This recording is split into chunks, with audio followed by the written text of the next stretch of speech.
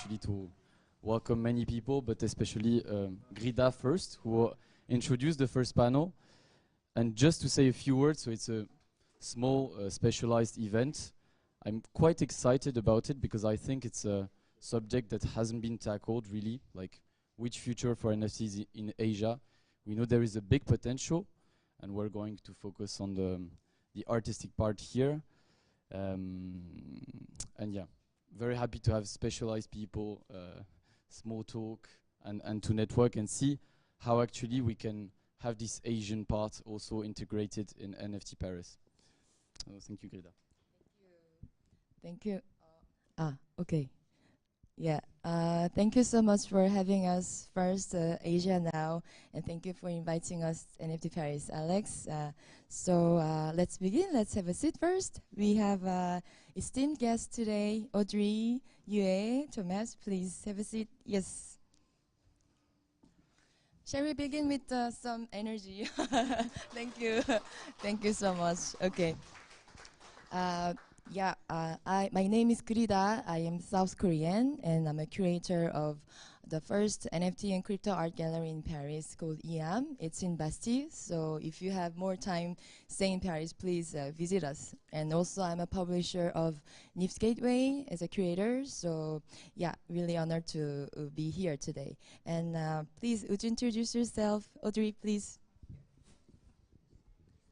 Thank you so much. Very excited to be here. I'm the CEO and co-founder of TR Lab. We're a fine art NFT platform, and we work mainly with traditional artists in entering the space. And so my connection to Asia now is actually we are showcasing a special project of the NFT project that we worked with artist Cai Guoqiang on called Your Daytime Fireworks. And currently we're working with the Calder Foundation on a very exciting NFT educational experience, as well as with Vogue for a fashion-related collaboration.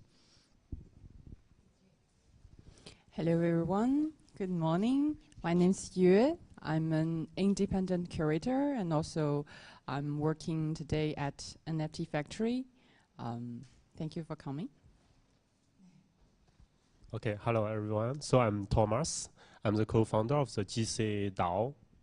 We are hosting the NFT exhibition in Venice, actually. And also I'm quite implemented with the projects, crypto projects. So advisor for one marketplace, NFT based in Switzerland, and also VC. Thank you. Yeah, thank you so much. And let's just get to the point. And thank you so much for our audience to make here a Saturday morning. So it's really, needs a lot of courage. But yeah, thank you. Let's go.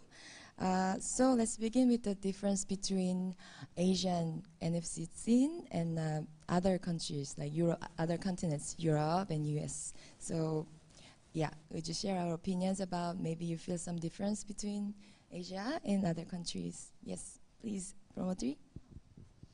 So I haven't been back to Asia ever since I started working on NFTs, which is, I think, maybe the case for a lot of Asian people. But through working with Thai, I think we're very organically able to attract a lot of different Asian community, in particular the global Chinese community, who are very big fans of Thai. For those of you here who may not have heard of Thai, he's one of the most well-known contemporary Chinese artists of today. He's especially well known for a solo exhibition that he did at Guggenheim in 2008 called I Want to Believe. And he also has an amazing Netflix documentary show called Sky Ladder that's about him creating a 500-foot ladder in the sky in celebration of his grandmother for her 100th birthday. And she actually passed away shortly after the explosion. And so in working with Thai, we were able to organically be exposed to, I think, a newer Asian community. And I think two things I want to highlight that I notice are different is I think a lot of people in in the Chinese community in particular, weren't able to see artworks in person, weren't able to do experiences in person. And so there was a lot more demand for an online community to form around NFTs. And so there were times, especially as the rest of the world emerged from COVID, where we felt like the Chinese community within our Discord were so active and very interested in continuous online experiences. The second thing I'll note is I think that in China there's less NFT Paris and less chances for people to experience NFT artworks in person. And so I think we've seen collectors be very interested in frames and also very interested in small frames in particular that they can display on their tabletop in a way that I think is not as prevalent in the Western collectors that we see who work with us. Thank you. Thank you so much. And you also work based on the cultural point of view and then also art. So please share your insight, please. Yep. Yeah, as Audrey, I'm following just the news about the NFT market at Chacha in China from here, since I also didn't come back to China for 3 years. But as I'm working with many emerging artists as a curator, so I'm following the news about how they deal with the Chinese restriction about NFTs and the crypto market as well. To give you some context, in China, on 2017, the government restricted the crypto trading, and on 2021, the transactions of crypto currencies prohibited as well. And actually, in China, there's not properly say the NFTs, but there is this Chinese kind of equivalence of the NFTs, that is the digital collectibles, which is the 数字藏品 in China. And as the Chinese young people and companies are really eager to working with digitalization, so actually there's a lot of collections which are created. We have also this specialty that all the digital collectibles, they are not available on the second market, so only the first market is that we could buy the digital collectibles on first market. So actually artists and the business, they really sell on a big quantity at the beginning, as well as museums. I think this is some Chinese specialty for NFTs. And Thomas, you're also a big collectors, and you run the DAO culturally, and also you are into the NFT market. So if you could feel some difference, Asian difference, and then the other, that would be great to share. Thanks. Yeah, thank you. So I'd like to provide quite, that means today with art part perspective, and also from my side, I'm quite well involved in the crypto world. I'd like to provide somehow kind of crypto perspective difference between Asia Pacific, Latin American, etc. So globally speaking, that means crypto marketing, including of course NFT transaction. And today, I'd like to say, according to the report by Ripple, the most active marketing today is Asia Pacific and Latin America. That means in terms of because people they are quite optimistic with this type of upcoming projects, upcoming crypto assets, and afterwards we can see there is so much less, it's a little bit less enthusiasm of crypto trading, especially from America and also African market. And today we can see a very conservative situation. Of course, beginning of this year, we can see a huge increase in Europe as well. So today, I'd like to say European is coming up with the trading, with the transaction of the NFT world. This is one side. And specifically, what's the difference between the, that means Western world, European, American, Latino, and with the Asia Pacific marketing today? I can notice that with the transaction, on-chain transaction, difference is people, there is a younger investment culture in Asia, which is trading, actively trading, and which is different from the European and American Latino culture, which is to buying and holding the NFT. So I'd like to say this is one difference, actively trading. This is one topic. And the second topic is in terms of the difference in Asia is people are extremely enthusiastic, extremely optimistic with the NFT part. Of course, one side is during the COVID situation, everybody is locked down, especially in China. As mentioned by Yue, in China, a lot of people locked until now at home, and we would like to be connected to the virtual world. Somehow we can say metaverse, and also internet world. So people has a trend to trade, to buy and sell the NFT with the fact to say we are a part of the community, we are connected to the people, and also they want to show the profile. Just like in Europe, it's the same case today. So I would like to mention later in terms of the different PFP projects and why we would like to have to buy what's the trends, for example, for the Bored Ape, CryptoPunk, extract. Thank you. Yeah, if I build on that, Korea. No, I mean this one is later. But Asian culture, I think it's about the community. Of course, we talk about Web3 and blockchain and NFT. Community spirit is very important because this is also we share each other and bringing the culture together. But I see Asian culture, especially the community movement, is very active because of the language barrier. Because blockchain is born for English based, so in Korea and Chinese, like Asian culture, we can't speak English very well. So except few people. So what happened was elevating artists who doesn't speak English, and then just bringing with the community together. So I think because of that, it became really strong and really solid friendship also. So we discover new friends, new family. Someone just married into the communities. All this humanity action could be really active more than the European and US country. So even we are in the same Asia, so we talked about Asia and the other country culture.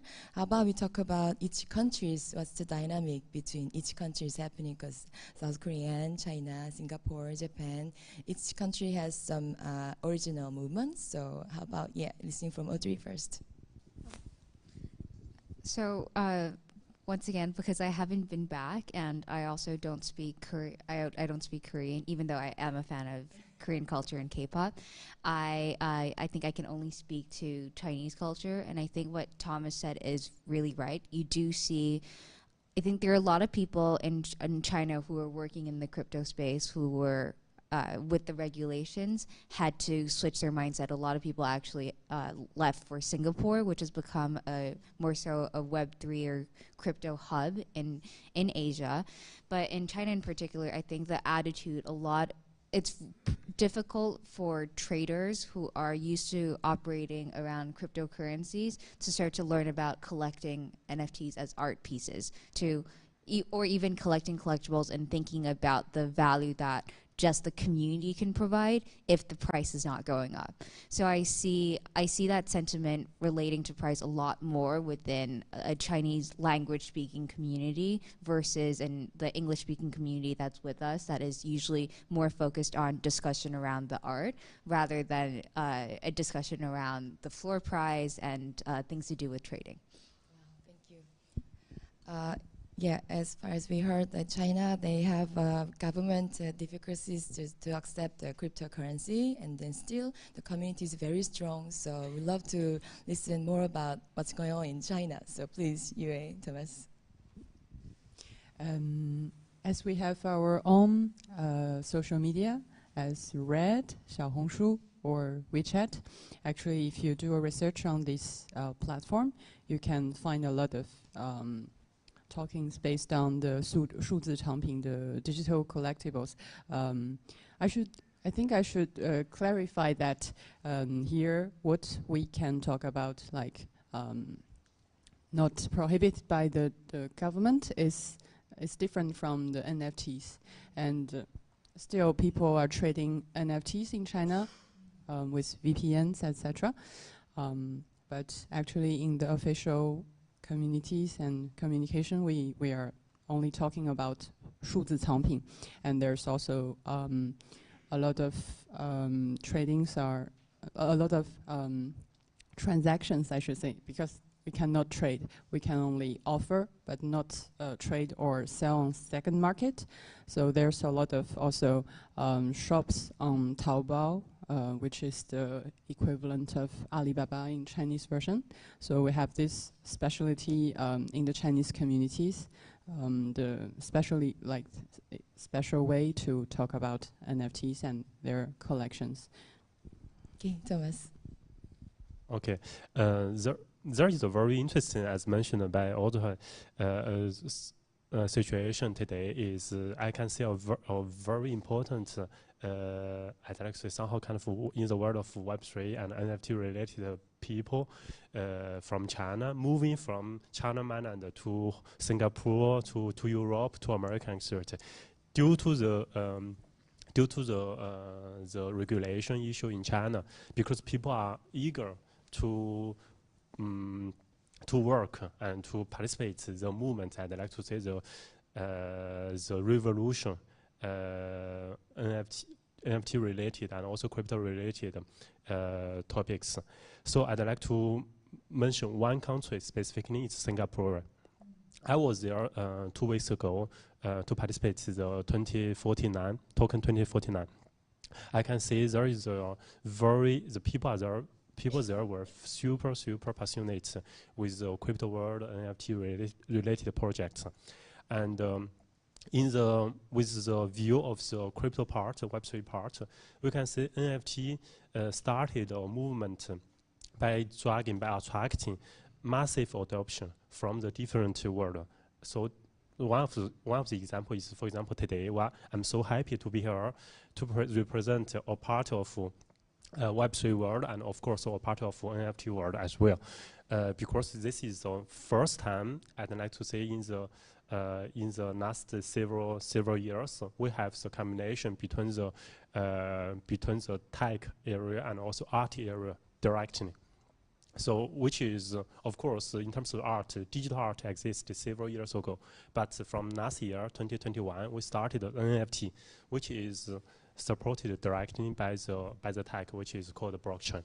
So just come back with the Singaporean part is today, in terms of the situation, Singapore is, the regulation is extremely open to the crypto world, NFT artists, etc. So people there are very active. So one side. Another thing I'd like to just mention is in terms of the VC. If you have a project, if you want to work with people and get the financial support, I think one of the location you can to go to and to check is Singapore. I think it's a must to check. Thank you. Yeah, if I explain, Korean situation, because Korea is also as active as Singapore about the blockchain and crypto. It arrives around 2 years ago, first by the artists. It started from the Clubhouse, the voice-based application. We start to talk about what is NFT, what is digital art, how can we be really original. It's like, taking our own, let's say, fungible token by our art. So it started with the artists first, and then we start to talk about art, and then the big artists came, Korean artists came, and then just became famous in the scene. So after that, market arrives. And at the same time, there is a coin called Clayton. Clayton is also crypto money like Ethereum. So we have a creator of Clayton coin. So NFT market started with Clayton, not Ethereum. So it was really special. So we built a PFP project based on the Clayton, and the Clayton export to Asian blockchain market. So that was quite special. So now all mixed with culture, science, and art and the market. And of course now we are having a bear market, so everything is a little bit slowed down, but still creating another our own coin and exporting and artists as well. So it's quite dynamic. And also, as mentioned, Audrey, the K-pop entertainment, this entertainment companies, they are really excited about launching NFT business with the K-pop. BTS is preparing, and other idol groups, because NFT has a lot of potential to spread with collecting culture and data digital sides. So this could be the Korean side. And now we talk about each country's situation. So how about in the crypto scene in general, we have quite famous, well-known Asian artists plus Asian projects. So how about we talk about that? Yeah, from Audrey, please. Thank you so much. I think because the main focus of TR Lab is working with traditional artists and onboarding them into the NFT space, the project that it's obviously dearest to my heart is our collaboration and partnership with Tsai Guoqiang. In April, we did a 7,000 edition NFT, limited edition NFT called Your Daytime Fireworks with Tsai, and we actually sold out within 1 minute and 2 seconds, which was really crazy. But I think if there are two things that I can highlight about the project that I think for TR Lab, we care a lot about integrated education, and for the collectors that are coming, we really want them to learn more about the artists and learn more about the art that they're collecting, because we see ourselves as an art platform, not as a collectible platform. And so with Tsai, when we started working with him, we took note of two things in particular. One, he really cared about people knowing about his background. So there are a lot of aspects that we included in the ultimate design and animation of the fireworks that actually took inspiration from Chinese ink paintings and also from Tsai's various projects conceived around the world. The second thing is Tsai said to us, he really wished that he could co-create with his collectors. He's always said, people always ask me, what is it like to set off fireworks? What is it like to set off explosions? And honestly, there are things that I can take into consideration, things like weather and location, but it's really a journey of surprise and excitement every time I set things up, because I don't know how things would finally turn out. And so we worked with Tsai, and what we created is actually a really interesting project where, as a collector, you would actually buy a digital firework packet. And then with NFT technology, we set a Thailender, which was a calendar that ran over 45 days. And every day it would be in a different location, like China or France, with different weather conditions and also with different safety regulations. And all of these are taken from an almanac that we put together on Tsai, where we went through the A to Z of different personal events within his life and exhibitions and partnerships that really meant a lot to him. And so as a collector, you actually need to go study the artist and dive into his background, learn about his projects such as Sky Ladder, which was conceived in Quanzhou, China, and then go from there to decide when you want to set up your firework. So it was a co-creation journey between the artist and collector that I thought was quite special, that allowed for the collector to learn about the artist in a whole different way.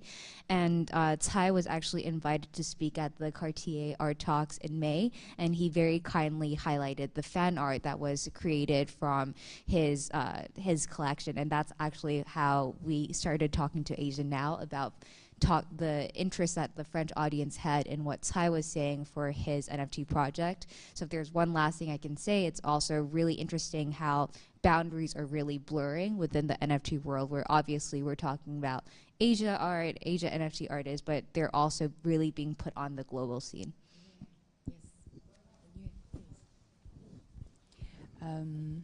As it concerns to me, I think I'm more focused on the emergent scene in mainland China, and I would love to mention a young artist whose name is Song Ting. Her digital collectible win auctions in China on the digital collectible market. She's like freshly diplomed from the Tsinghua University, and it's kind of equivalent of people in China last year. then for the NFT side, I think a lot of mainland Chinese artists are just like staying anonymous when they drop their collections on the Western NFT platforms. And I think in the NFT China community, there's like Ying, a lot of artists that we do not know who they are and where they are in mainland China, but actually they showed this kind of anonymous and very active participation as well in the community of the global NFT market. Thank you. Okay, Thomas, maybe you could mention about, famous project based on Asian touch or Asian based. Yes, please. Yeah, so I'd like to mention two people. I think it's very interesting and very significant in terms in the NFT world. So one is quite famous. One is Bored Ape artist. His name is Senega, and basically she is 27 year old Asian American. It's not so it's very representative because I'd like to say in the crypto world, in the NFT world, it's quite difficult. It's quite difficult to differentiate the culture from one to another because everything is quite connected. And so Senega, Asia American, and created the Bored Ape, famous Bored Ape today.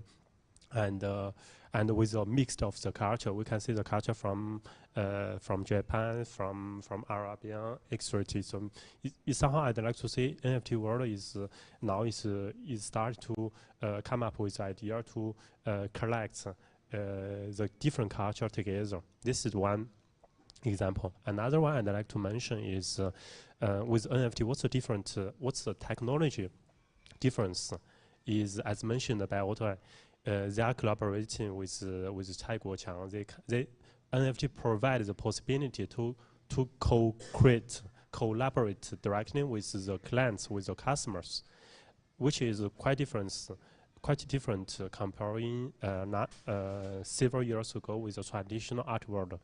And also we have also the possibility as a digital art, instead of to create a physical art, we have also to possibility to provide the movement, with different. We have also the possibility to create somehow kind of an interaction with the blockchain technology behind, to interact with different people to participate in the creation. And so the second one I'd like to mention is Xiao Wang. Xiao Wang is Singapore. She's a Singaporean, and she started her journey 2 years ago with NFT World, and now she is one of our artists with the Venice Biennale. So if you want, you are always welcome to visit the Venice Biennale NFT pavilion in Venice. Yeah, Korea, we have also quite important global artists, Korean based. So one is Mr. Misang. He's one of the pioneer NFT artists from Super Air. So I think that there's a common thing with the artists is they used to be not fine artists. So it's like there be illustrators or animators, 3D art directors. So Mr. Misang was also really well-known animator, and then he started his journey on Super Air, and then by the Gabrielle collector, he became a superstar, and so his world is also cares about the crypto world and all this crypto phenomenon. So that's how he drives his artwork. And also he created his own PFP Ghost project. So this was very globalized before, but now it's creating unique culture in Korean holders as well. So Mr. Misang, definitely you should keep an eye on it. And we will talk about Japanese culture later. So he's collected by the Cosmo Medici, also one of the famous collectors in the scene, and he also continues his journey. So DK is also really important artists. And we talk about Krista Kim. Krista Kim is also one of the very OG pioneer artists.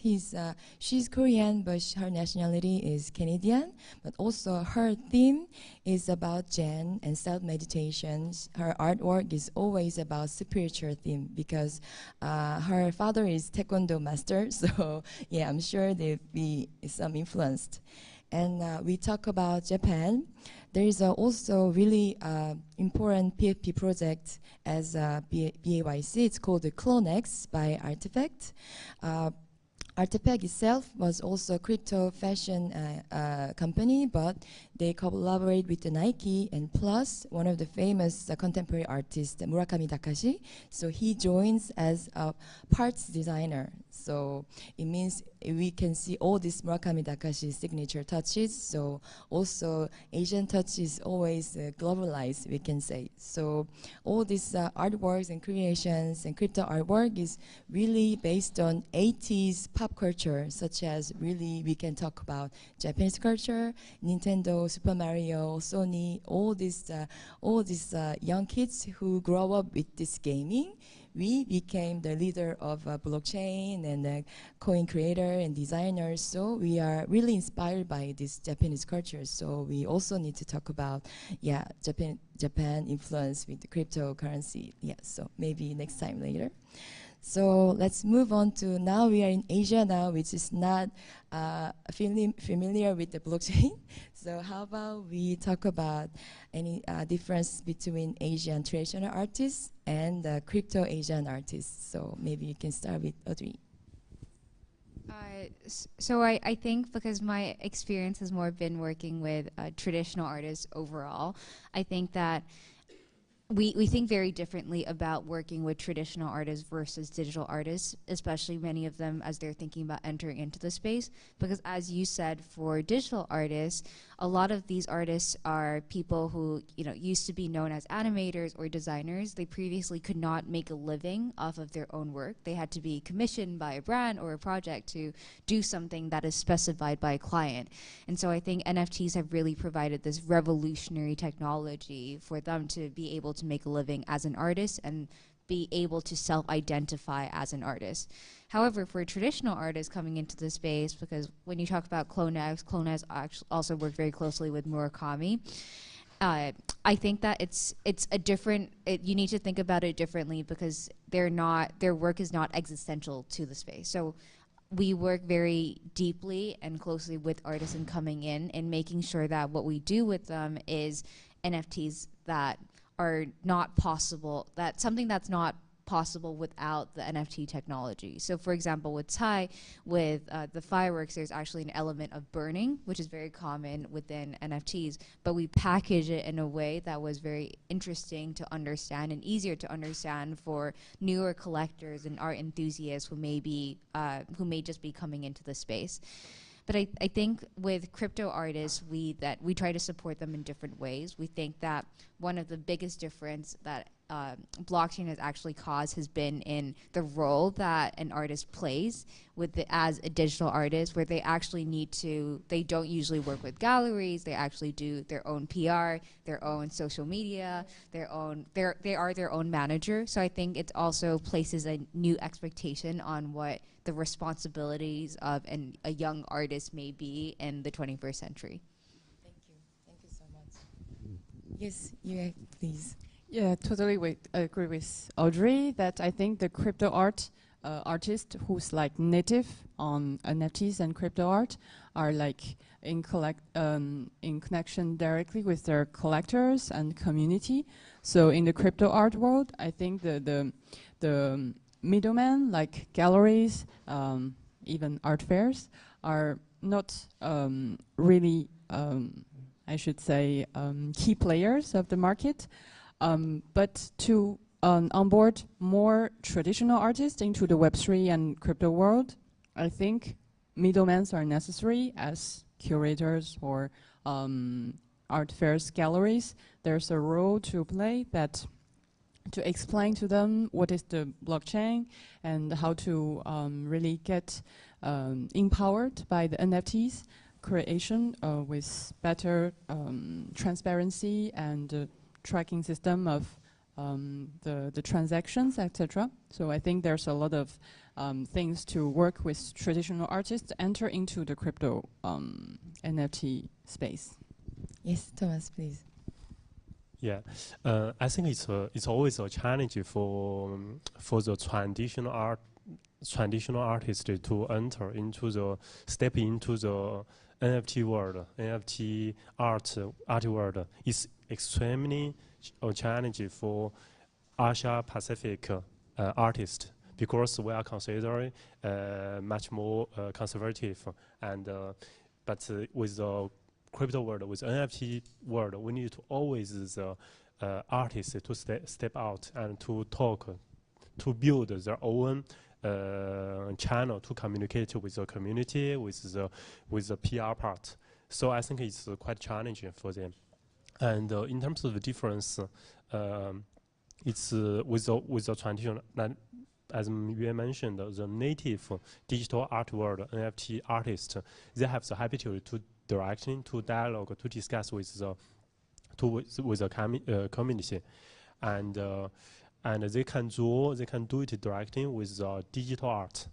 But for the traditional artists, they have it could be somehow we discuss with several traditional artists. They are quite famous in the traditional world, and of course, it's always a challenge for them to step into the new world. Perhaps it's not necessary. It's quite okay, and it's perfect for them to stay with the traditional, I'd like to say, typical world. It's not necessary to come into the NFT, but if they want to come into the NFT world, the challenge is somehow, of course, this is always the point we'd like to mention is we have two methods. The first method is to convert directly the physical art into the metaverse, into the physical virtual art. And we have another method is we do it directly with the digital method. So this is, I'd like to say, the first one is somehow is quite acceptable for the traditional artist, but the second one sometimes is really a challenge. So I'd like to say it's the both challenge. Yeah. If there's one thing I can add to that, I think one of the things that we haven't really discussed yet is also other uses of blockchain and NFT technology, because I think for traditional artists, they're actually so interested in NFTs, not just because of the possibilities that the new medium and technology can offer, but because they've never had access to their secondary market. So historically, if you're an artist and if artworks are selling at great prices on the secondary market, that's not something that you can track, or that's not something that you can take part of.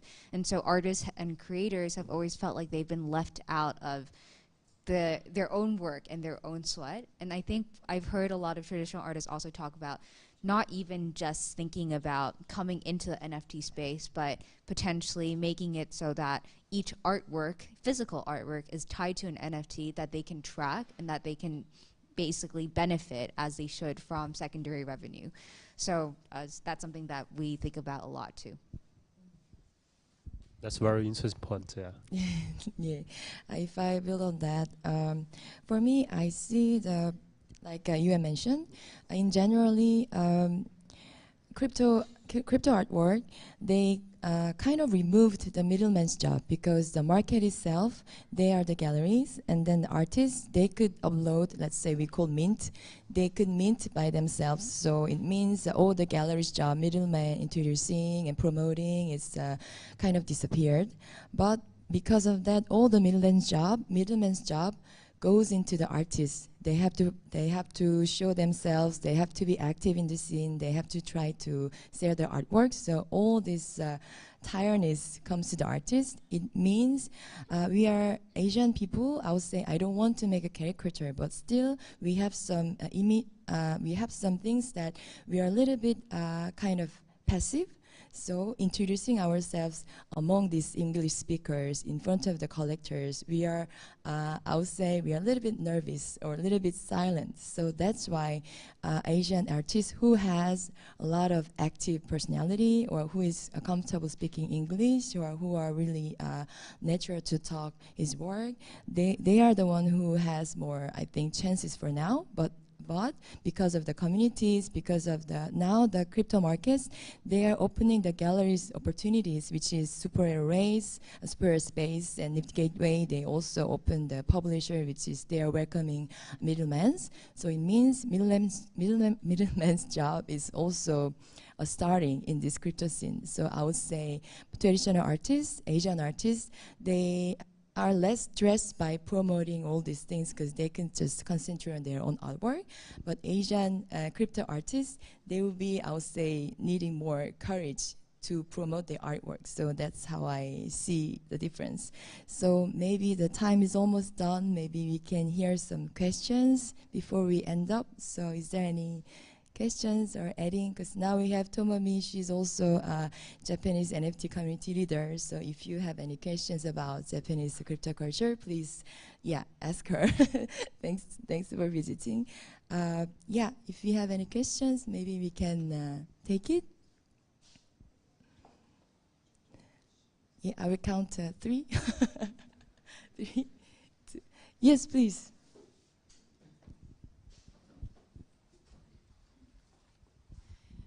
Thank you very much. This is very inspiring. And so my question is, have you noticed that females have gained an empowerment through the NFT technology to reach financial equality? By any chance, has it helped in a way? Thank you. So we had the fortune of working with a well-known NFT artist, Blake Catherine, and she was one of the most famous female artists in the space who entered in very early on.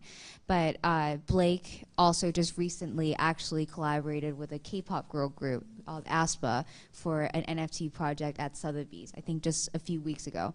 And what we did see with Blake, however, and I talked to the artist about this at length, is that in the crypto scene it is overwhelmingly men.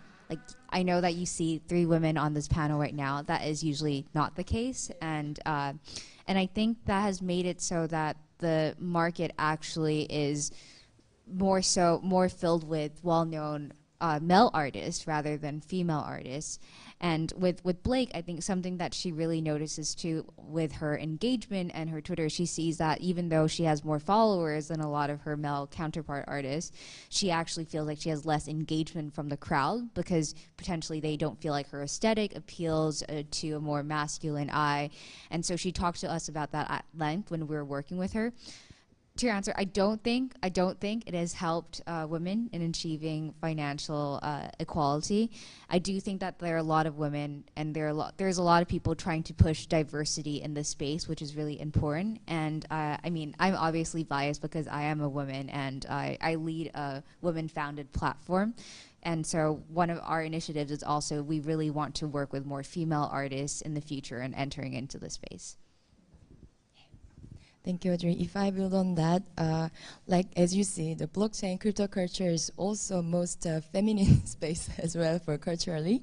And what's interesting thing is crypto culture, by the saying crypto, it means there are a lot of artists who is undoxed. It means acting as anonymous. It means we don't know they are female or male. So it's really the game of their work and their personality. Maybe we can hear the voice, but with the text, we can't guess. Though this is, I think, as I've experienced, our blockchain culture is, I think, the most diversity, ecosystem it calls. So yeah, hope you're happy for the answer. Yeah, and maybe the next question with our community here, our factory friends. Or Tomomi. Okay, maybe then we can finish. We can hear some last words from this time, Thomas, please.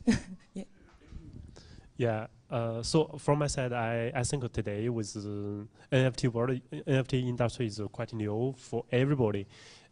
Even for me, okay, I started beginning of 2021, which is considered as OG of this world. But end of the day, if I just drop back with several weeks, it's quite difficult for me to follow up with trends. So it's very fast moving, and everybody is encouraged, and everybody is enthusiastic and passionate with this industry. So just welcome and speak to the people you want and collaborate. And the future of the NFT world, I think it's ahead of us. Yeah. Yeah, I should say that we are still early in this space, and we need more artists to build in this space and more women as well to contribute into this space. Even though we are Asian, but we're also contribute to the French ecosystem of NFT space. So I think this is a world which is really globalized, and you're welcome. Please, Audrey. I also just want to thank Asia Now for bringing us together. I think it's awesome that they're taking the initiative and the lead to put together an NFT program that is especially focused around Asia. I have never really seen this done before, and I'm just very happy to be here. Yes, thank you. I would love to also thank NFT Paris, Alex, and NFT Now, who can have this early morning fresh situation conversation. It was really great. And the concept of today was talking about Asian focused NFT scene, but actually NFT scene in crypto world is the most diversity, and we care about respect based on diversity. So please feel free to ask us maybe after the talk. And February there is an NFT Paris coming 24th and 25th, so if you could come, you will be immersed by the energy. And also we have right in front of Pompidou, we have NFT Factory. This is the one big building, existing building, that you can see all these crypto exhibitions and education and all this mood. The UA is our event manager. I'm one of the co-founders, and our gallery is also, we serve the crypto NFT exhibitions. So please feel free to reach us, and thank you so much for today. Thank you. Thank you so much.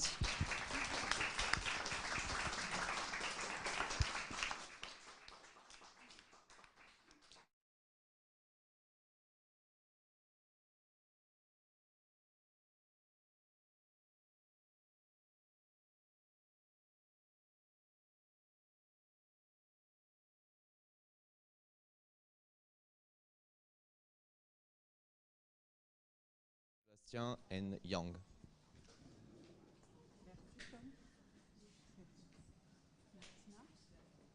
Hi everyone.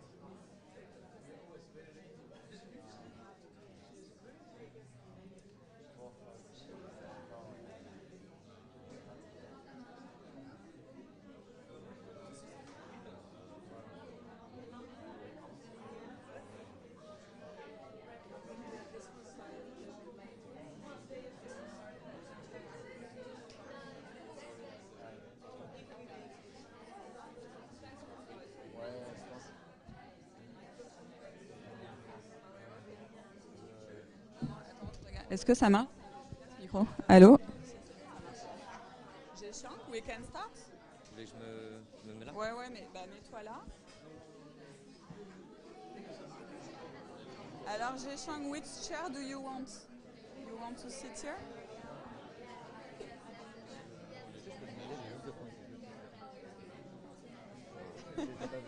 Alma, tu restes sage, hein, bébé. Tu restes sage. Non, Alma, tu restes sage. Non, tu bouges pas sur la chaise et tout comme une. Ouais. À côté de moi.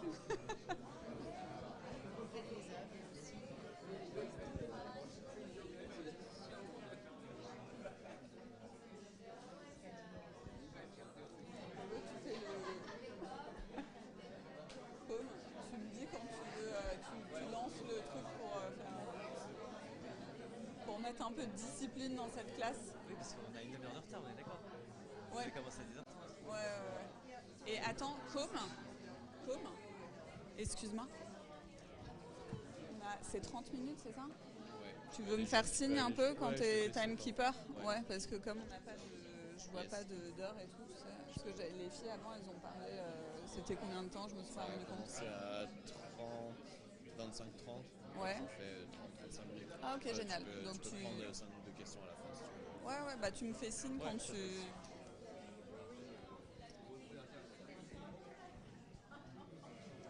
Et JS, du coup, t'es arrivé directement, t'as pas eu le temps de passer encore... Ah si, t'es passé? Ça te plaît? Franchement, c'est bien. On a eu des super... Bon, après, c'est difficile de vendre comme ça. Nous, on sait pas faire ça, mais spécialement. Il y a 2 personnes qui ont acheté.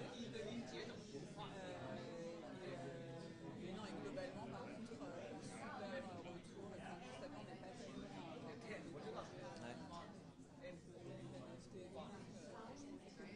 Il va falloir rester un petit peu après pour tous ceux qui sont intéressés sur la... Bah oui. Bah, je t'invite aussi à... Ah non, mais bien sûr. Ouais. Non, mais c'est le but. Bah, oui, bien sûr. On a, t'as vu, on a mis des affiches, des QR codes. Donc, Emeline est aussi là pour... Après, tout le monde vient prendre un NFT. Après, tout le monde vient prendre un NFT. C'est une chose, c'est que Martina voulait pas prendre une calligraphie. Parce que comme il y a sa galerie, là, c'était un peu... elle connaît très bien le projet et tout. Et donc on peut totalement... Enfin, on va en parler, etc. Mais je pouvais pas les...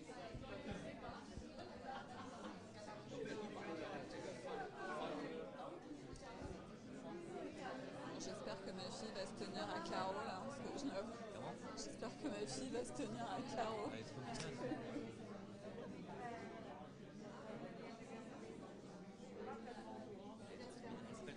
Alma. Je l'ai emmenée parce que c'est le premier jour, tu sais, c'est les vacances. J'avais les 2 enfants, j'ai fait ok, j'en prends un ce matin. Je fais, tu veux voir ce que maman a dit? C'est pas la poste.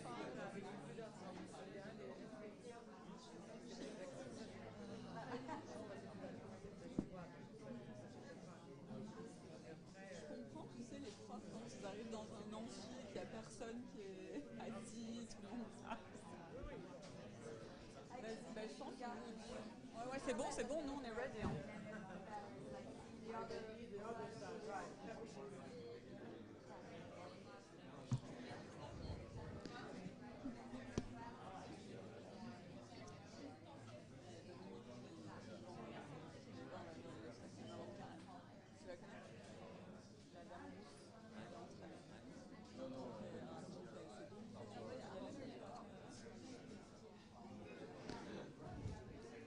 Good morning, everyone.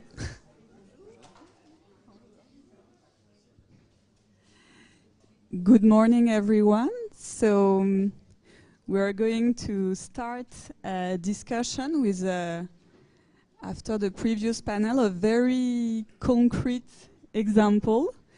We are very honored to be here today with artist Yang Zheshang.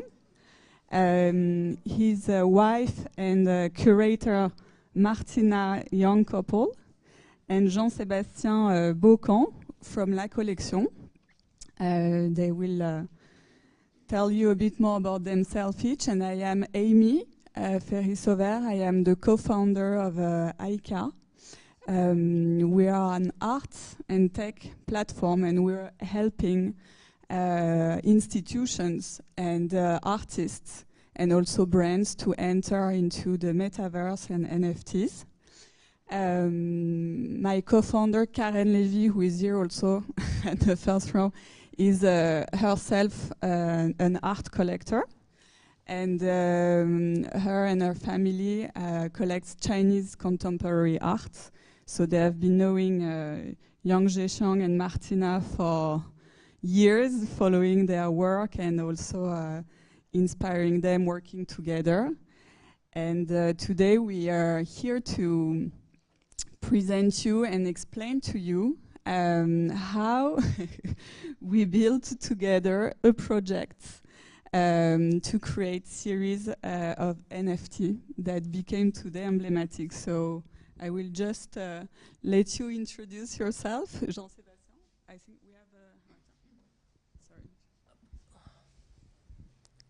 Thank you, Amy. So yes, I'm Jean-Sébastien Bocan. I'm the co-founder of La Collection. We're a platform that started working first with museums, institutions. So we started with the British Museum last year, 1 year ago. Then we also worked with a museum based in the US called the Museum of Fine Arts of Boston and the Leopold Museum based in Australia. Our objective is really to support this institution in embracing this new technology, in engaging with a community that is very complementary to their traditional public. Most of the institutions I'm talking to are telling me that main issue they have is that their public is mainly composed of retired women. And so they have to find and to reach new audiences that are younger and more international, which was even more difficult a year ago during the pandemic. So this is one of the concrete example we had. So we created what we call digital lithographies, meaning that based on artworks from the museum collection, we will create a limited number of editions of NFTs representing this collection. So it was the first step. The second step is also to support traditional artists in embracing as well this new technology, in engaging with this new community. And so we'll come back to it, of course, but this is the reason why we worked with Yang Zheshang. And today we're also working with digital artists. And in this case, this is the opposite, let's say, side, meaning that we're trying more and more to introduce these digital artists into the institutions, because we think that today these digital artists have their place in museums. We see more and more digital artists in museums, but we'll see much, much more in the future. You have the MoMA, who just announced that they will sell part of their collection to finance a project dedicated to the acquisition of NFTs of more than $40 million. So, and this is just the first step. There are other museums that are thinking of buying NFTs to complete their collection with this new digital art. I'll let you the mic to Martina. Thank you, Thank Martina. Yes, I'm Martina Köppel-Young, and I'm specialized in contemporary Chinese art. I'm a curator. And we embarked on this virtual adventure on the invitation of AICA and La Collection. And well, we'll see what is going to come and to happen. Thank you, Martina. Yang Zheshang. Yeah, hello, I'm Yang Zheshang, artist. So when Karin asked me to make something for the NFT, it was difficult, I can't say no, because I really very close friend of the family for Levy. So and finally, my many famous fans told me carefully, you are quite famous. If you make this, will be in the hole. So, okay. I like exciting. I like people told me, don't do this. Always, if people tell me go to the right, and then I will go to the rings. So, this is the beginning. And I think 100 years ago, when Marcel Duchamp showed people the fountain, This is the evolution. So that time was really, nobody understand why. Marcel Duchamp is a painter, he saw something like this. But this now people understand why Marcel Duchamp opened everything. Few years ago, when my son asked me he's going to learn something, I tell him, okay, you are very good son, good boy, you have to learn lawyer, or have to be a doctor or architect. Okay. He said, you are really, really Chinese. So and then he studied about song design. Only few years, he's very famous now. Open a company, own company, very busy every day, earn money. So I think this is, I trust the young generation. They are really open something new for the whole world, like Marcel Duchamp. So this is why I'm very excited. Today we really did 2 times NFT.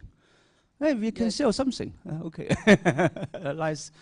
So that means important. It's not about afraid. It's you have to do something in the future, and you have to show them how the taste. The taste is very important. I saw many NFT in China. The taste is very cheap, you know. The taste is very kitsch, very low. So this is why I really want to do something with Karin, with Lombarski. Look, they are very striking. They are beautiful people, you know. So we have to trust them.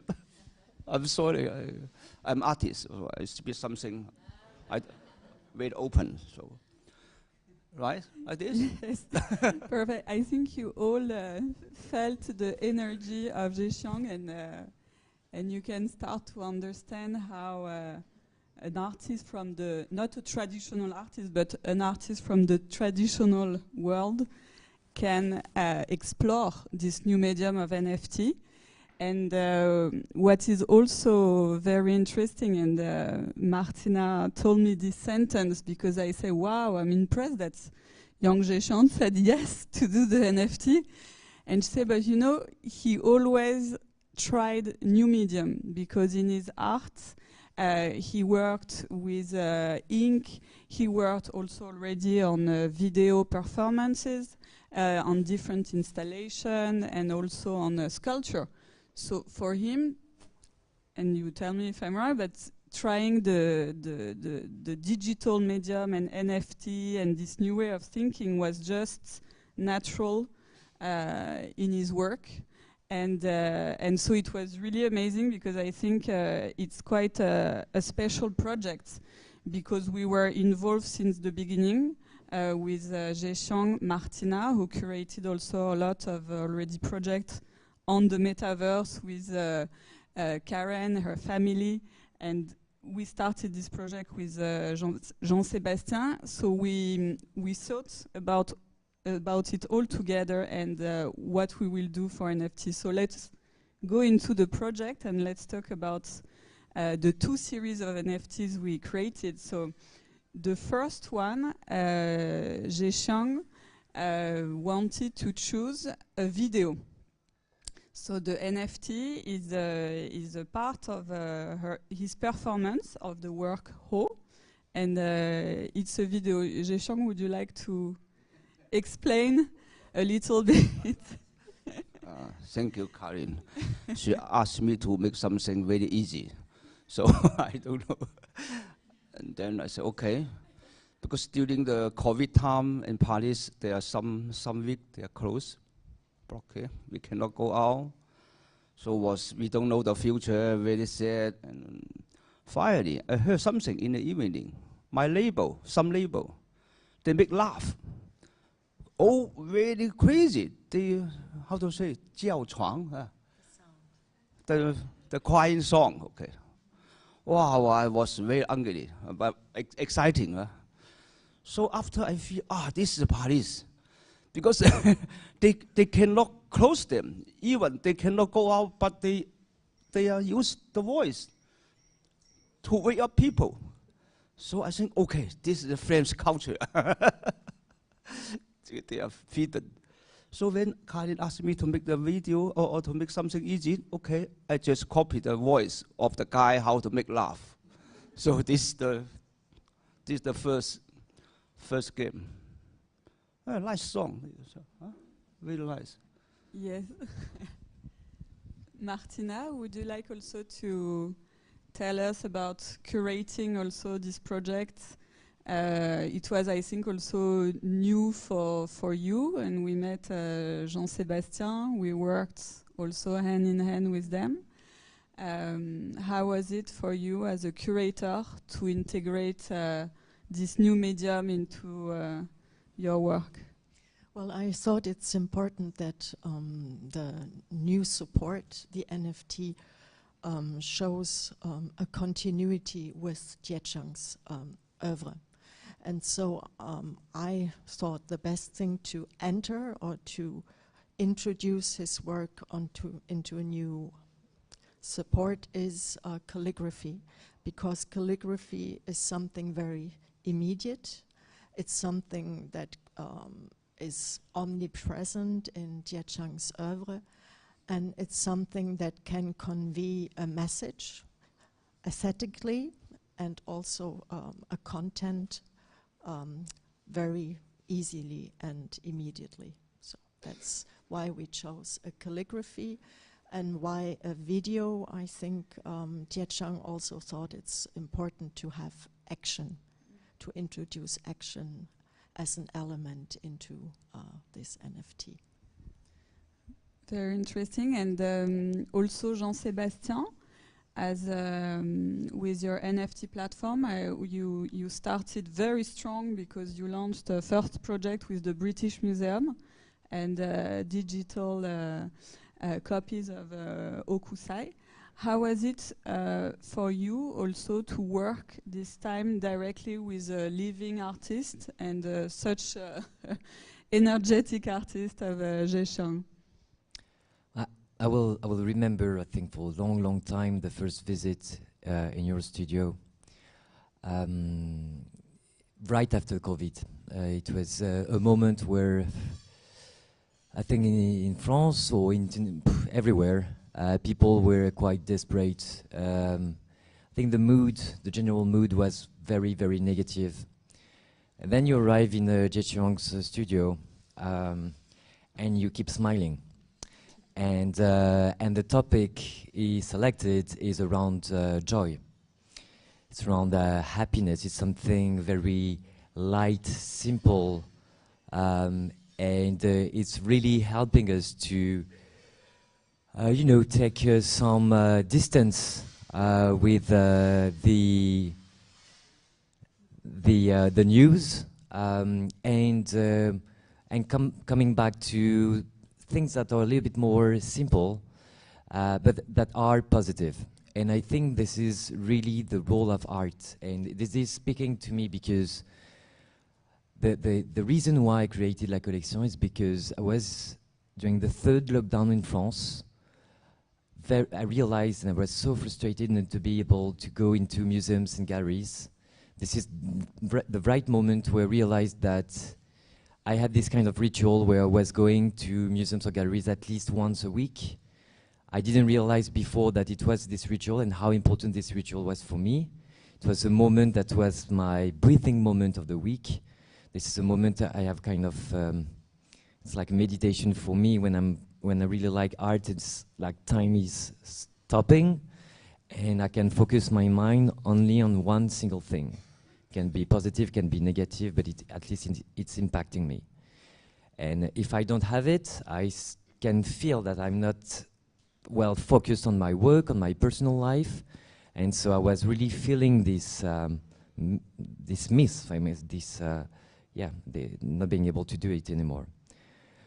So I decided to find a way to enjoy culture in a digital way, in order to be able to enjoy culture even when these institutions are closed. You have to remember that during the third lockdown, we were in a situation where we didn't know if we would have a fourth one, a fifth one, or if in every quarter or every 4 months, we will need to lock down again and again. So, and we don't know it's going to be a repeat, I hope not. So anyway, this role of art of helping any visitor to escape from whatever issue, this is something that Jie Chang is, I think, provoking very, very well. We had a very interesting discussion on how NFTs could be leveraged. And this is true that starting with the video was making sense because I think the role of NFTs is also to create a closer proximity between an artist and its community of collectors. You have direct interaction, and the beauty of it is that these interactions, these connection discussions can start before the finalization of the artwork. And so the curation can be kind of lived by the community of collectors. So we heard right before co-creation between an artist and his community of collectors. So here it was not co-creation or co-curation, but still the community was able, before seeing the final artwork, to see how it was produced. And it's even more important in this case where it's not just creation of an artwork, it's creation of an artwork with a sound. The title is O, and Jie Qiang is kind of singing on this. But it's not singing, it's saying the word O in a very specific manner. This is something you would never see, never hear if you were just enjoying the final artwork. So having this video is, it's a new way to discover how an artwork is done and what's the story behind it. Thank you, Jean-Sébastien. And I think that we are all proud really of this first NFT. And except from being here today, we are very honored to show it during Asia Now. It was also the first NFT exhibited in a French National Museum, in the Musée Guimet. So I think this is also a very strong moment in the history. So I think for Jie Qiang and Martina as a curator of this exhibition, the carte blanche of Jie Qiang at Musée Guimet, it was just natural to show this work because it was the last work of Jie Qiang. It was maybe in the first while a bit disturbing for the museum world or institution, but in the end we see that it raised a lot of interest from younger generation, publics, and it's very natural to be there. And I think that today also what is a strong message when an artist, such an artist like Jie Qiang creates a digital work that is anchored on the blockchain, is that with this also you enter in the, I say it first in French, the patrimoine immatériel, but the immaterial patrimony, maybe in English. So really there is this this idea also of mixing physical and digital and getting into eternity. And as Dominique told me one day, because the family is working since a long time also with Jie Qiang on a metaverse project and digital initiative, she told me, but who thought that one day Notre Dame will burn? And so it's also, I think, important for institutions, artists, and culture to diversify the medium on which they are remembered and created. So we hope that, we know this NFT will live forever. And as we are here, and unless the full, but this is Jean-Sébastien, the specialist, but unless the full blockchain explode, or who knows, but it's a good safety to have. And we are, I think we can also talk about the very new project we launched together a few days ago. I love the title of the collection of NFT, which is Possible, because I think it's really at the image of Jie Qiang, is that everything is possible everything is okay. So Martina, maybe, so sorry, the collection is made of 5 words, and every word is declined into 20 unique drawing. And Martina, I will let you tell us about how, together with Zhexiang, you created this concept, because what I think that is very interesting is that the physical creation was inspired by the NFT thought and the NFT view. So I let you explain to us.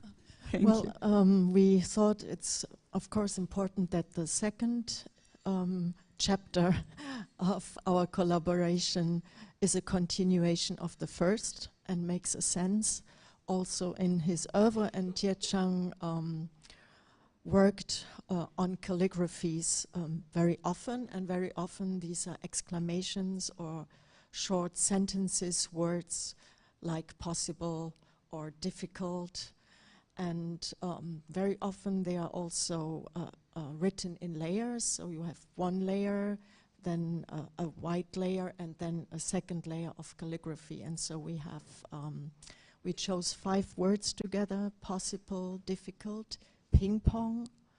What was the other one? Oh my God, and perfect. And so everyone can pick a word that means something for him.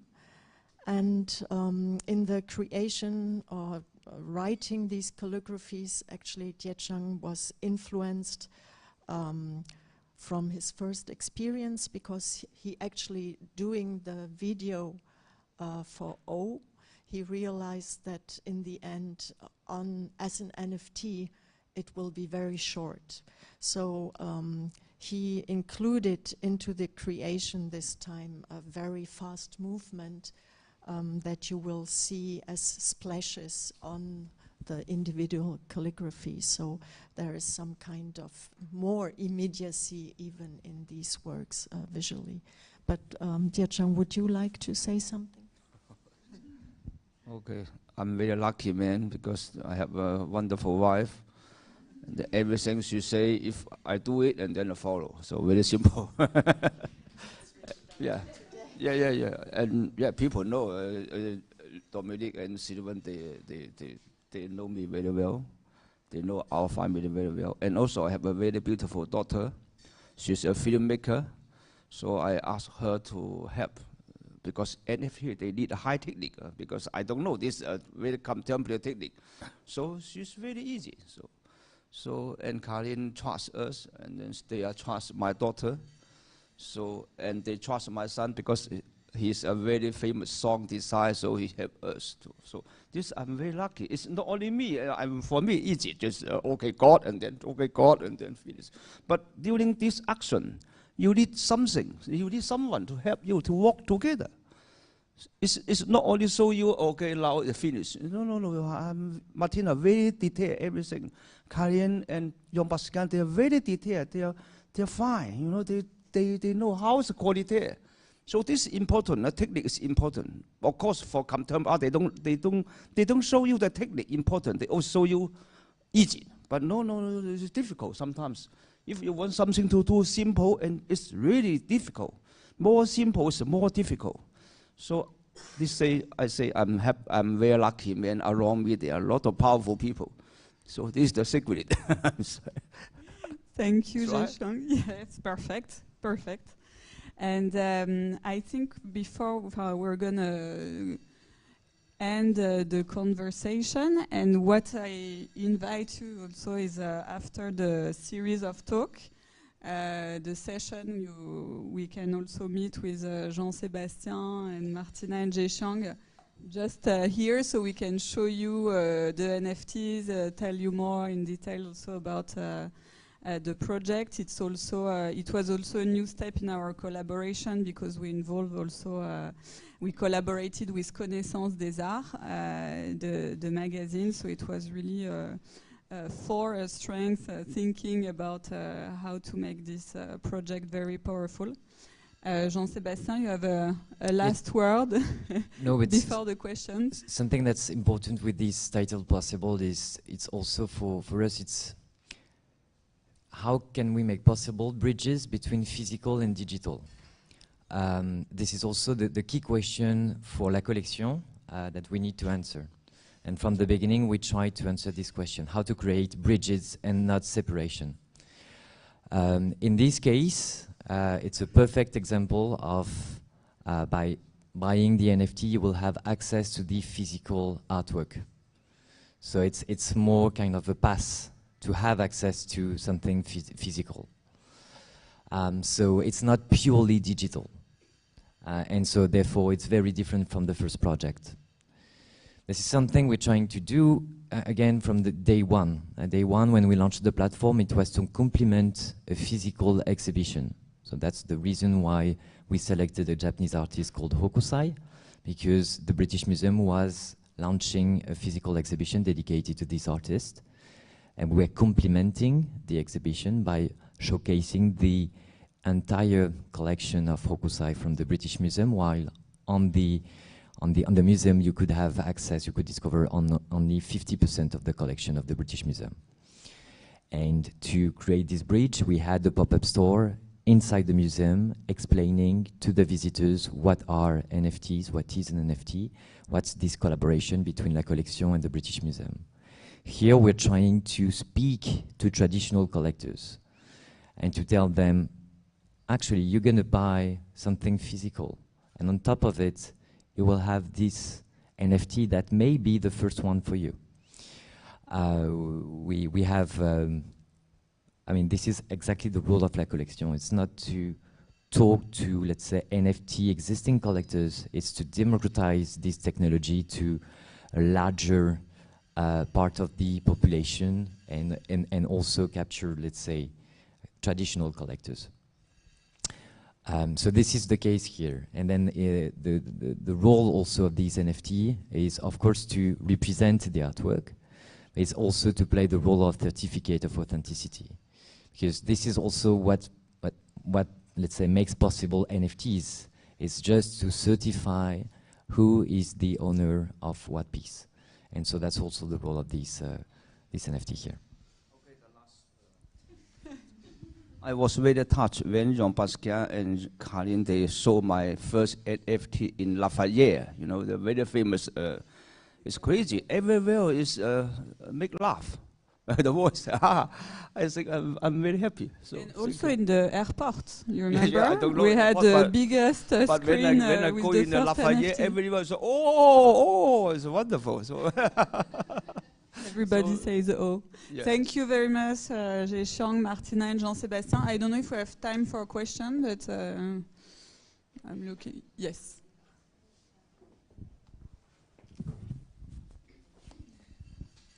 Hello, thank you so much. I'm the previous panel, Grida, and just first of all, I'm really a big fan of La Collection because as an art history lover, this is the amazing bridge between art history and then the future NFTs. So really, when I saw the Hokusai ukiyo-e drop the first time, that was really amazed, and plus I see the Egon Schiller's drop was really amazing. So museum is also incubating about art history, and NFT is also for the future, so I think it's really interesting. So love to know about the future plan and any other future plan. I would love to know. Thank you.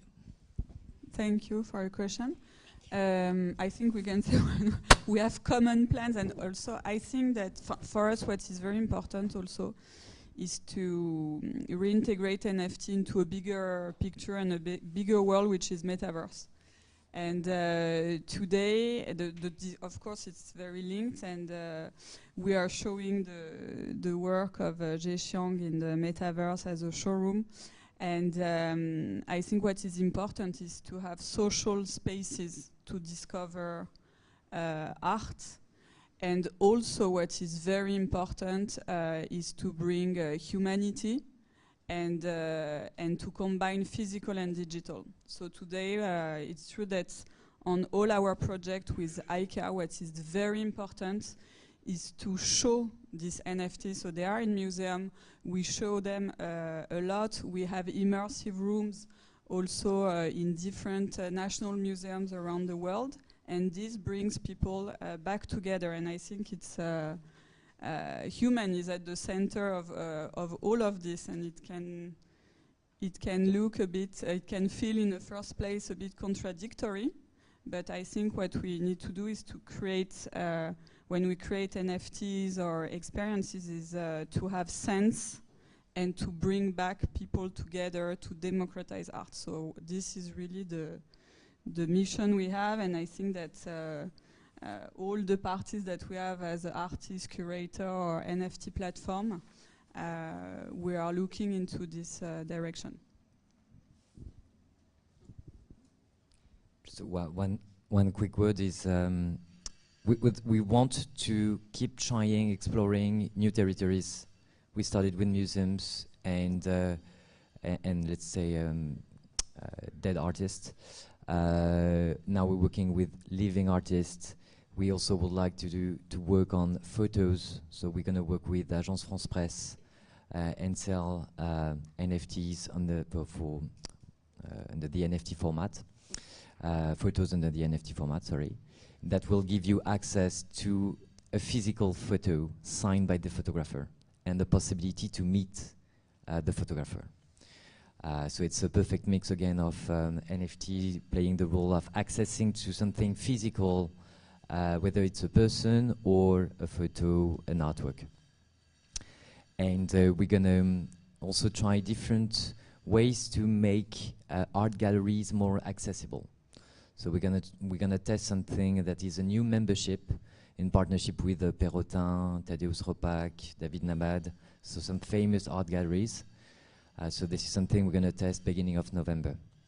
And then we're gonna try even new verticals, like even comics, because you know when we say art is not only paintings, it's sculpture, it's architecture, it can be even gaming, it's considered as art, and comics is as well. So we also would like to explore this new territory. Thank you very much, and thank you Alex and Com for organizing this session.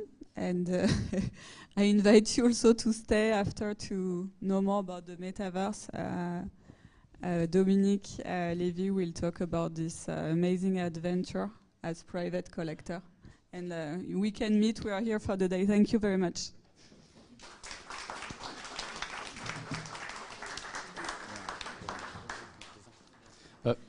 Just one quick thing, so we're going to have the next talk just right now. So if you want to take a few minutes, it's okay, but the idea is to really have the next talk in 2 minutes.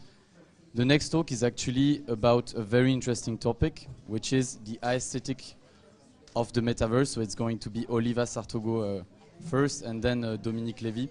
So the next talks are all about metaverse, what's coming next, the aesthetic, whether it's better to be hyper-realistic or voxels. And so yeah, let's...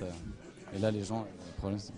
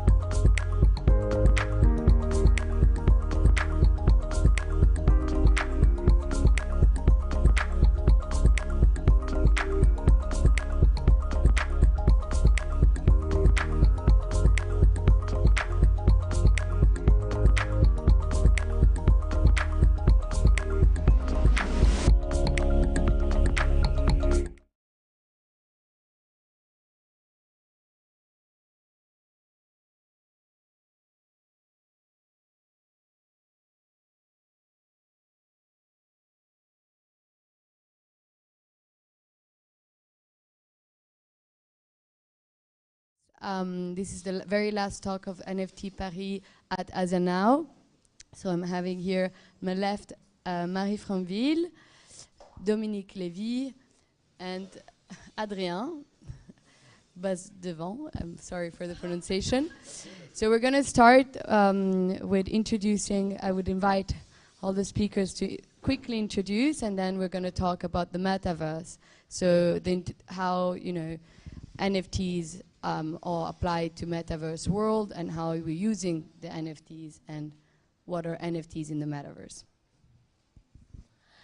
Hi, so I'm the co-founder of Nabia. It's a Web3 creative studio, and we are specializing in creating experiences and video games on open metaverse, such as the Sandbox, Spatial, Cryptovoxels, Decentraland.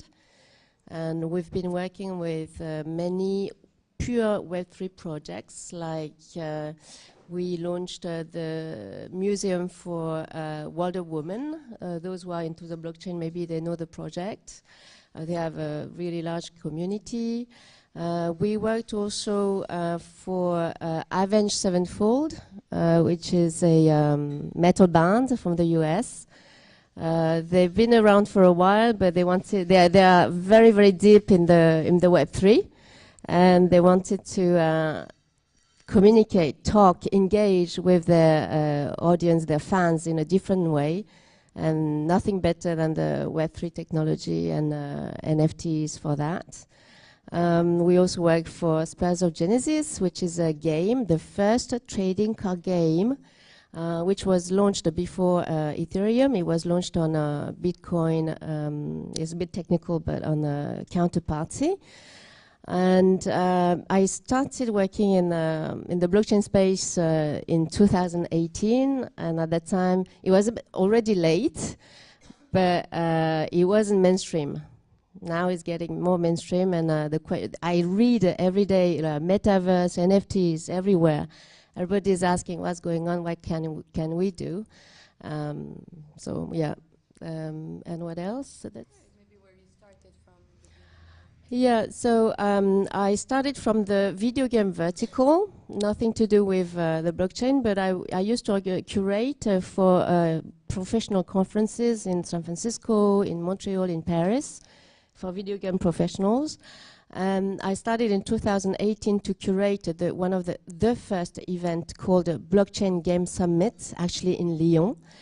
And it was sponsored by Ubisoft. And I brought 200 speakers, experts from all over the world, very much specializing on the blockchain games. And that's how I met all these amazing brains, and I understood the vision of what blockchain is. And of course, I created Nabia in France, in Lyon, actually. Because I'm a banana, I'm a yellow outside but white inside.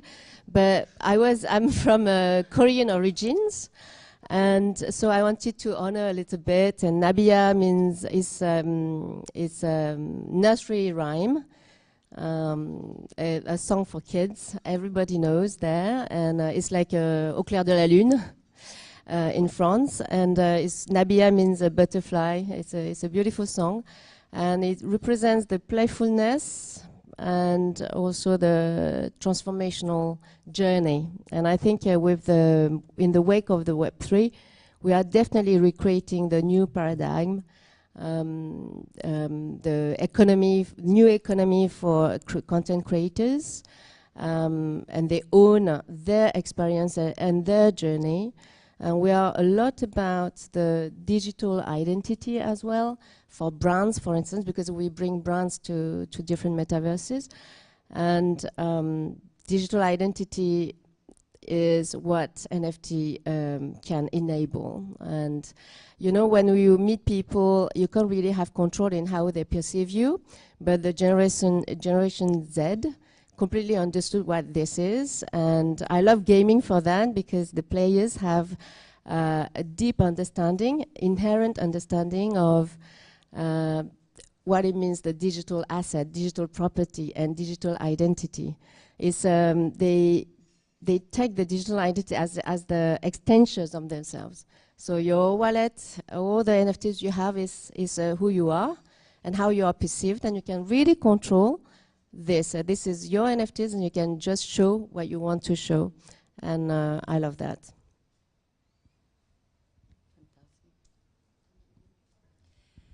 Bonjour, Dominique Lévy. Je suis I'm a collector, Dominique Lévy, DSL Collection. I founded in 2005 after collecting art from 1985. Sorry, it's a long road. I created with my husband, Sylvain Lévy, my daughter, Karen, a strong collection of Chinese contemporary art after a trip in 2005.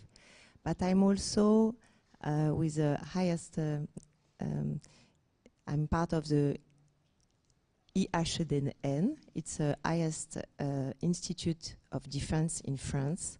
And we work on the cultural heritage, how to preserve.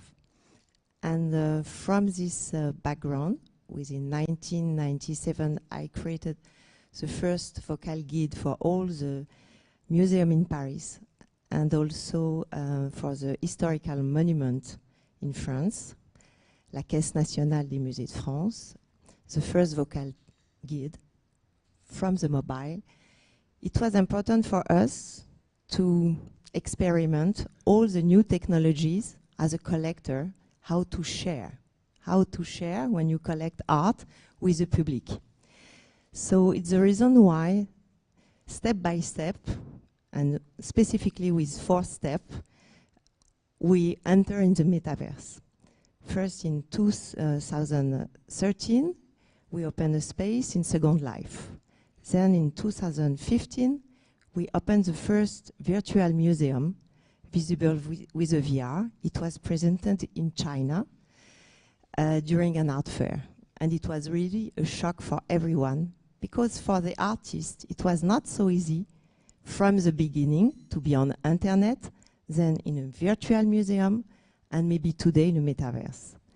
So the second point after the virtual museum was a video game. We launched last year a video game with a collaboration with a Hong Kongese artist. And this video games was, we received the award from Tencent, like the best video games in art. So it was logic to enter in the metaverse, and we start last year with a project where the first public museum in Shenzhen, Pingshan Museum, asked us to open a room where, close to the physical, of course, artworks, there is a DSL room where you can, with a mask, come with your family. 5-6 persons can experiment to enter in some artworks. So for this reason, it's the reason why I can speak about metaverse, because we really experiment through museum, but not only in the Pingshan Museum. After that, few museums in Bogota and the art center in Hong Kong ask us to also open DSL room to have immersive experience that we have not yet in France for the moment, unfortunately.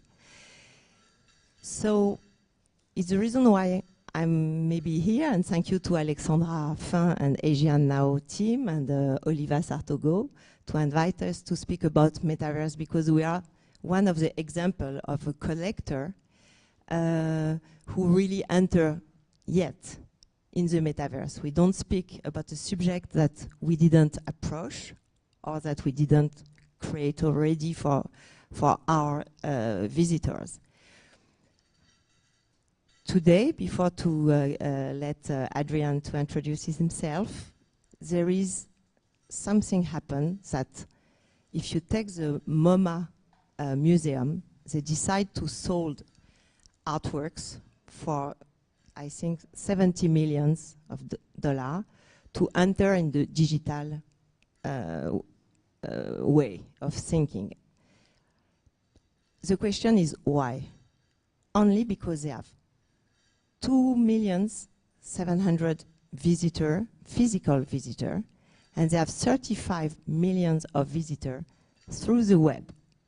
And they consider that now they must take care about the 35 million of virtual visitors to give content, to give experiences, and go very fast to win more and more visitors.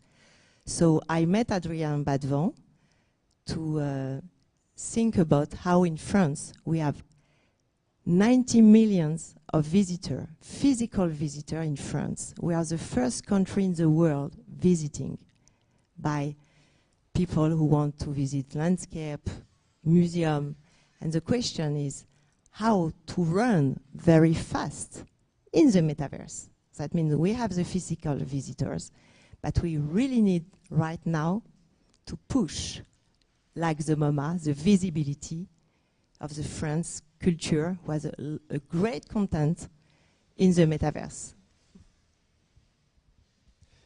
Thank you so much. Really glad to be here with you today. My name is Adrien Badevant. I'm a tech lawyer. Unfortunately, my avatar has a huge digital ego. I'm sorry about that. I feel really intimidated to just have half of the screen because I guess it's a really important time today to have an inclusive conversation in between stuff that are from like physical space, digital space, and I'm really glad today to be in a panel with only one man. And unfortunately, the digital ego is still half of the page. But I think it's important that also, you know, in the metaverse, since we're going to have representation of new sphere of, there's going to be so many new conversation, it has to be more inclusive as well. So I wanted to emphasize on that first point. What I do on a daily basis is I work with amazing artists and entrepreneurs on innovative projects around either software, blockchain, data protection. And it's, as Dominique pointed out rightly, an amazing time today. There are so many things going on. And on my spare time, I have been appointed by the French Minister of Culture, Economy and Digital Affairs to make some kind of exploratory mission on the metaverse. We are actually going to present those findings in the coming days. So you're going to hear more about it. I cannot go into the details today, but what we have done in the past 6 months is that we have encountered more than 80% from the ecosystem to see how France and Europe can have their own vision and approach of the metaverse. What I can talk about briefly so that we can have more conversation afterwards is that actually, you know, that name metaverse, there are so many logics and spaces behind it. There's a lot of confusion. So one of the big tech rebrand himself like that. So a lot of people believe that now Facebook is the metaverse, but it actually, if you see the international landscape, there are two big ecosystems behind the metaverse. There are people that are coming from VR, AR, so let's say mixed realities, and that they push for the immersive experiences. And there are people that are coming more from the Web3 that you presented really precisely, which is like the approach that you can have ownership over your data, your identities, etc. And so let's say the other ecosystem is Web3 blockchain. And those two ecosystems can actually have some kind of, common horizon in the future, but they look at themselves really in a weird manner, because like the people that are doing immersive experience have been doing that for decades, and they see that the other one gets all the VC money. So they are like, okay, how can I act on that? So what I want to say is I want to have the conversation, an open conversation. I'm not going to be too long, and lawyers talk too much. But if we can just not misconfuse some of the terms, I think it's really important. We talked a lot about the non-fungible tokens that are an important part of something that is going on in the way you transact in between people, in the way you want maybe also to donate, or maybe you have also sometimes a way to identify yourself in a decentralized manner. You have the soulbound token that can be also some of a means of exchange. But NFT are not the metaverse, just so we are clear on that. And I've been contributing to some events that have beautiful titles, etc. But sometimes I think there's a huge confusion between the two. NFT are great, a metaverse can be great, but those are like, it's not the same thing. The metaverse basically is the possibility to experience something in a more immersive manner, okay? But some of the metaverse will be linked to blockchains and some won't be linked to blockchain. So I will just give you a few examples and then I'll leave the floor to Oliva. Is like, for instance, you heard about Sandbox and Decentraland, or okay, so basically this is some kind of metaverse that are linked to a distributed ledger technology. And the interesting thing is in the way you have governance over it, you can have a vote of like a DAO, like a decentralized autonomous organization, the way you vote for the next artist to be present in that metaverse, or the way you have been intellectual property rights granted to you can be, governed in a more decentralized manner, or you can have maybe a digital ownership. So those are metaverses that are linked to a blockchain. But there are some metaverses that are not going to be linked to blockchain, and that's going to be fine as well. So just if I had like that first, instead of like, for instance, looking at art, you can be, maybe dancing with it, playing with it. Maybe you can do stuff that are impossible in real life. You can tag the art. You can, so this is the creativity that is the common point of interest, but I guess there are multiple way of implement it. Thank you very much. It was very interesting. So I was supposed to moderate, but I'm also going to introduce myself. So it's I'm going to bridge between the two worlds. So I come from the art world and architectural space. I'm still a director at Superblue, which is a company that creates immersive experience in real life. So we have a space in Miami with rooms of James Turrell, and the idea of Superblue was how from a gallery we developed a space for everyone. So it was the first, let's say, bridge between a very small kind of market to a way bigger and allowing everyone to experience art and to really be integrated in things that everyone can enjoy, like from a later 5 years old boy to a very older person, and everyone can understand an immersive experience of art. Rather than museums today are very hard to connect with the cities and connect with everyone and to really be inclusive. That's a very, like most of the museums are quite empty compared to the type of crowds that we have in certain concerts or certain locations. And in the metaverse and games like Minecraft, I started playing and I've realized how actually all of this conversation that I kept doing, London, LA, Freeze, Art Basel, and every time we were talking about how to be inclusive, how to have people coming to our fairs, people coming to our museums. And at the end of the day, on Minecraft, there are 200 million people from around the world with a very, very slow internet connection that are building every day, that are creating every day, that no one knows about, and that are actually much more inclusive and much more sharing a sense of creativity. But because our institutions are not talking about it and are not thinking that that's a form of art, these kids have their parents take away the console and say, you can't play, you have to come and do this and this and this. But at the end of the day, what are we talking about? Are we talking really about creativity, really about exploring experiences, sharing? And today sharing, I truly believe that sharing is much more intuitive on a game than in a museum. I'm as a young person, I feel when I'm playing, I can play with everyone. I'm not judged by who I am, how I dress, like nothing. I'm an avatar. I can play. I can create. I can dream.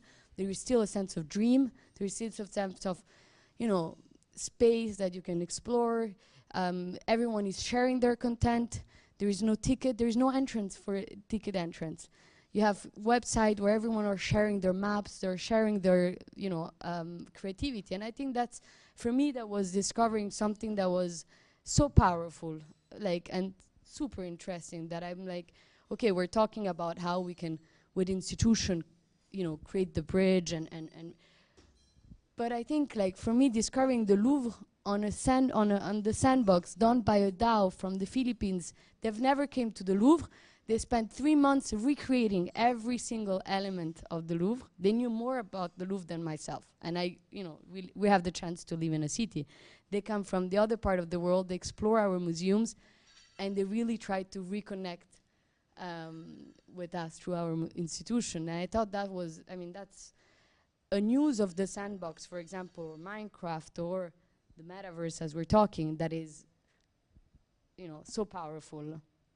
So that's where I I come and I'm helping NFT Paris, because also there it's a great project. They're trying to bring to France a really great sense of dialogue between ecosystem around the world, brands, artists, and they're trying to connect everyone at the Grand Palais Éphémère, and it's a journey, and that's also a hard journey, because there is a lot of constraint also today. So it's how can we actually empower young people to talk about creativity, experience creativity, and not block that.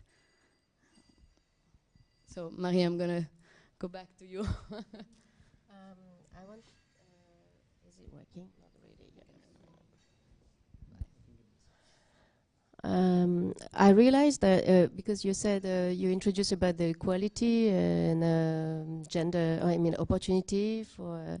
There are some shocking numbers. Like I come from video games, and nearly 1 player out of 2 is a woman, and only 17% to 24% of women work in a video game.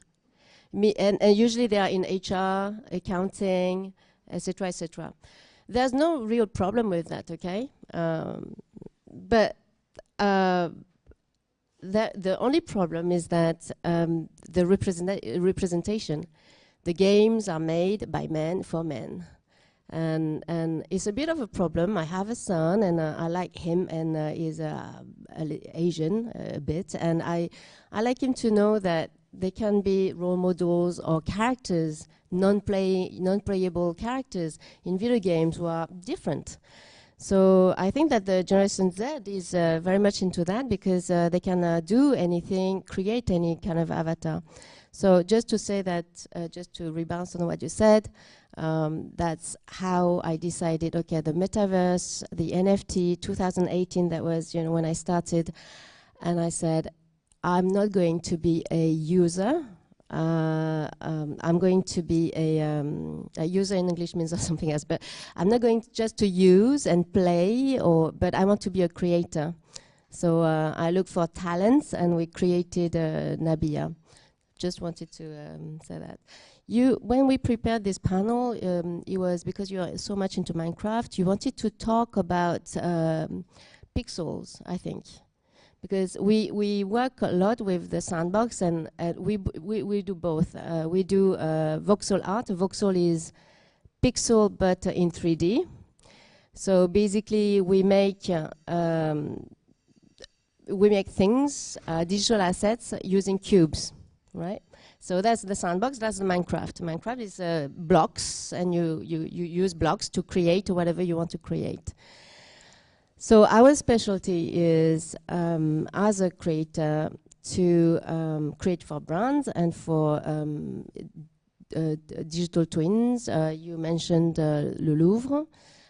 We are in talks with Institut du Monde Arabe, Arabic World Institute, for the sandbox. And our specialty is how can we take the cubes, and there's no other way because this is voxel art, and introduce lines and curves, because the art director in our studio is a calligrapher. He's a digital artist, but he loves the calligraphy by hand, because sometimes working on computers, I don't know if there are any artists, sometimes it can really be alienating, and sometimes it's nice to touch the stuff, the material, like a brush and a piece of paper, and do that, draw lines. And so that's our specialty. And so like the museum of for the World of Women, it wasn't block by block. The building is made of assets, meaning that we created, I think it's a one of a kind at the moment. We are the only one who do that. We bring lines and curves, and that's it's very industrious process, because we don't have a program for that. So it's a piece of software. It's all by hand. So yeah. On the sandbox. Yeah? On the sandbox, yes. Because you have to know that creating curves, so creating like say a curve building with blocks is one of the hardest thing to achieve. So. Institut du Bon Arabe, you know, is made by Jean Nouvel, the architect that we love so much. And he made all these crazy moucharabiers on the building, you know, the moucharabiers, and they are moving. They are supposed to move. They must be broken, because I haven't seen them moving. And these are in curves, and yeah, that's the job. I would like to, because we create a video games with a Chinese team, Hong Kongese team, and the link with the metaverse, because you spoke about the difference maybe between institutions, cultural heritage, and video games. What our feelings actually is why we win the award with Tencent with our video games, only because we are alone who present art in a video games. That means that, of course, it was a symbol. There is no competitor. That means the content.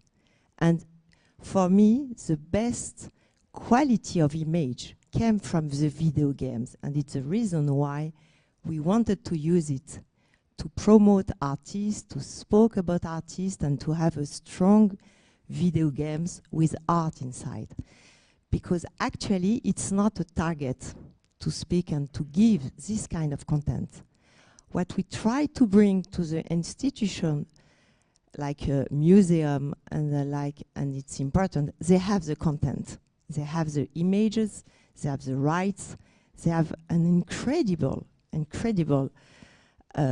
content for everybody. So I hope in the future we will mix the interests, the biggest interests that we have all, and the future generation for video games, but with the content of the cultural heritage and institution. This is a link, and it's the reason why with Oliva we said, okay, we will make together the same panel, because for the moment there is not a lot of link. And it's very important that from the part of collectors, even governments, countries, we create this link, because the young generation would spend a lot of times with video games, and we hope that they will play, because what we observe, they remember very well the name of the artist and the piece of art in the video games when they saw it in a game. So this is the first thing. The second thing, what is the interest for the metaverse, for a country, for people? Actually, the last immersive experience space that we opened was in November 2021 in Kiev. Of course, the Institute of Modern Art, who opened this space where the visitor can experiment the metaverse in the museum, or of course outside of the museum, because this kind of immersive experience, you can use it from anywhere in the world, from your computer, even you don't have any mask. But what is incredible, when the institute closed because of the war, they ask us if we can help them to open with a VR with a company VArt, Ukrainian people really involved in metaverse, a platform, and if we can help them to become visible. They arrive to create this Ukrainian pavilion to present art, design furniture, fashion. They asked to 200 artists. They took only 30 in the pavilion. La MEP, who has an extraordinary exhibition with Boris Mikhailov, actually. He's 84 years old. He entered in the metaverse in the pavilion, Ukrainian pavilion, to show some part of the view of the exhibition in Paris, Maison Européenne de la Photo. And for this situation, Alexandra Fin, and I said thank you, because there is no link between Ukrainian pavilion and Asia now, but she accepts that we presented the artists who cannot be visible. Actually, they cannot come because, as you know, the men cannot leave the country. They must assist and be there for the war. So it's the first time, and maybe it's a very historic moment in the metaverse that the Ukrainian pavilion is visible in situ at Asia Now, and from any computer and from any mask and from everywhere in the world. So this is a big and great support with the heritage cultural, because the artists made pieces of art during the war. So of course, even they are destroyed, burned, taken by in Ukraine, they will exist in the metaverse for the future and to be transmitted to the other generation. I think it's a great illustration. It's hard to talk about that example, but if I had just to give two takeaways, is the first one is what is the metaverse and why you should, be part of it. The metaverse, we can have a huge conversation and it's going to evolve, so we cannot foresee how it's going to evolve. Today, it's like proto-metaverse. It's really like early. But you have hyper-realistic metaverse that really look like what you see in the real life, and you have voxelized metaverse. And I think it's important to be also really open-minded about how things can be, realized, because you can have the willing to have a hyper-realistic metaverse where there are museums such as all the one that you know in the city of Paris, for example, or places like Notre Dame. We heard that Notre Dame burned in the previous panel. We haven't discovered it, but it was recalled up. And of course, you can have a hyper-realistic metaverse because you want to go into some spaces of Notre Dame where that you're not supposed to go because for you want just to preserve the building and stuff like that. You want maybe to fly in Notre Dame. Maybe you can have some real cool experience. So this is about hyper-realistic. Voxelized metaverse is also super fun, super linked to gaming. You have so many creativity, and what if you want to have just one takeaway about the metaverse is about creativity. That's the whole, that's the essence of the metaverse. And metaverse is going to be about culture, or it's not going to happen. Because, of course, you're going to also have B2B metaverse, because for, training to help you to learn how to, I don't know, fly certain engines or stuff like that, drive certain engines. Maybe you're going to have also all the training. There are a lot of NVIDIA, Microsoft, they are focused on the B2B version of it, but today we are more about talking about the cultural and the artistic part, and I think those are, for me, the priority, overall. So this is what the metaverse is. Why you should be part of it is, I don't know everyone what you do on a daily basis, but as a citizen, as a user, as an public institution, private institution, and I think Dominique pointed out that France is, for instance, one of the top place for tourism. Now you want to know how, as a country, as an institution, you can, put into perspective what you have as all the various assets that you can have. It can be places, it can be content, and all of that you can create experience and And it's really the, you know, not only the internet at the beginning was typing, now it was about video, now it's entering and have immersive 3D real-time experience with those. And I think this is why also with Dominique we wanted to discuss the necessity at a regional level and also more broadly at an international level to know how you can have artists and, you know, software developers and gamers, and I think it's really the intersection exactly of art and you know, and digital approach, which is like you know, a coder, stuff like that, etc. And there's going to be so much creativity out of it, and we just have to, you know, to see what kind of experience we want to offer as a museum to the general public. And it can be something that is really linked to what's happening in reality, but it also can be something that is really creative. Again, you can do some wingsuit from the Eiffel Tower because you think it's nice. Maybe it's going to be a bit too much to handle with the with a mask on, but yeah, I just wanted to say that there's a plurality of things and a lot of creativity. So just getting back to what everybody was saying. Yes, thank you very much. I think we're definitely, as you said, at the very beginning of a long journey, and we're seeing how cultural institutions are starting to use this media and this way of communicating to also grow with the growth of the metaverse, because I think we're at the very first steps of the big baby that is gonna. Yeah, sorry, I forgot to say the main thing. The main thing is it's the beginning, but you should be part of it because you have to test and learn.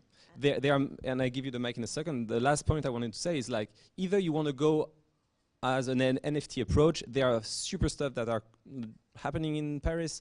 The NFT Factory just opened last week. It's an amazing place, amazing people doing that. There's the NFT Paris that is also doing important thing for the ecosystem. If you want to do something that is linked to something that is immersive, you can also do stuff without any blockchain behind it. It's also cool, but you have to test and learn. And don't say like, I'm gonna wait for the final metaverse to arrive, because let me just give you a quick, can I have 30 seconds left? A quick, and I give you the mic. You know, do you know the talk of Bill Gates on the Letterman show in the 90s? He's being asked what is the internet about, and he's saying, okay, internet, you can watch the baseball game. And Letterman is laughing out loud, like, you know, it's like everybody's laughing so in the audience and making fun of Bill Gates, saying, yeah, but we have the radio for that. And he says, no, actually you can like watch it when you want and at the moment we want and how you want it. And what Bill Gates is describing in the 90s is streaming and Netflix. But streaming and Netflix, it took another like 30 years to happen, okay? Like everybody here watches a bit of streaming and stuff. So it's kind of the same thing for the metaverse. Bill Gates, fortunately, he did not wait for you know, the 21st century to enter the internet or to surf on the internet. He was building it step by step, and I think you should go and test and learn right now, because if you just wait for it to arrive, then you know you won't have that, you know, progressive learning journey, and I think this is the most important part. Just to say that it's incredible because a lot of people didn't understood metaverse, what is the interest and the human part behind the metaverse, because it's technique, high tech, people doesn't know. But when we know that, for example, in the few next week, NYU Tisch School, who create a metaverse, a space, Washington Times Square in the metaverse, and also the Pingshan Museum in Asia, all the artists with their avatar or creators they will have the possibility to enter in the Washington Times Square or the Pingshan or the Ukrainian pavilions, and they will exchange and go through a space to another space to have this human link and speak about art. And this was not possible just with a mobile. Even you open a conference, you cannot see and be inside of the space. So this is a password, the bridge. You spoke about bridge. And we hope through the gamers, who is actually the most important people who use the mask and the technology, to give you just a number, actually we are 7 billion and 500 people here in the world. In 2050, we will be 9 billion. The 2 billion more will come from Africa and India for many reasons.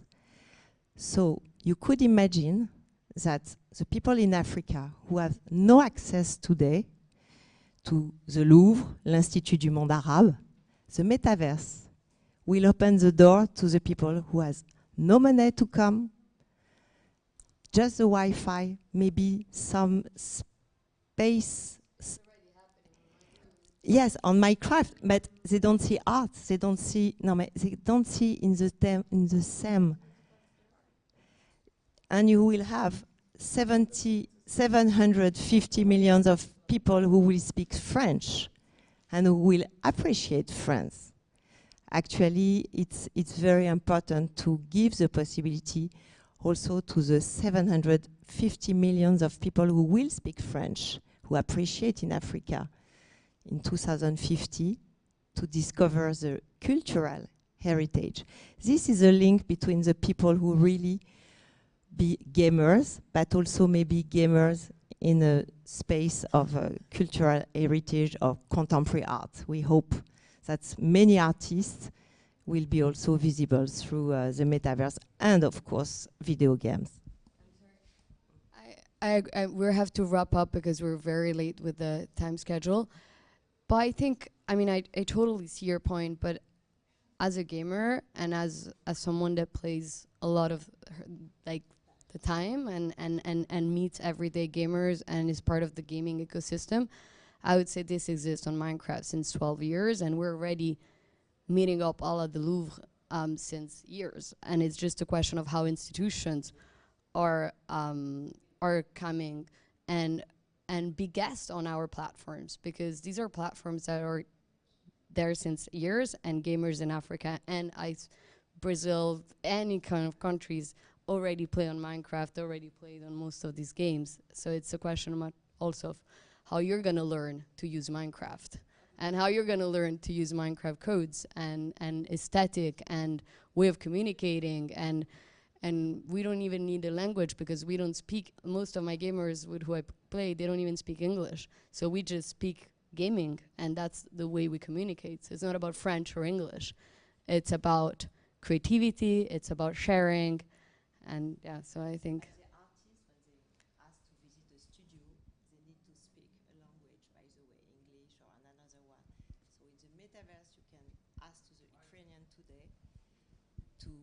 To give the possibility to visit and see the artworks. This is just the difference, and I love video games because we launched one in a country where you have 800 million of people connected with the internet. Is not, and everybody around the world could, of course, play to these games with art inside.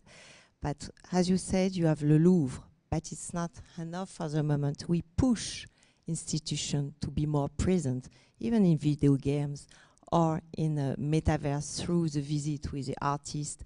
And to take, for example, the voice of some people who can express poem, give the visibility and explain an artworks. It's different, just maybe, and it's fantastic to play.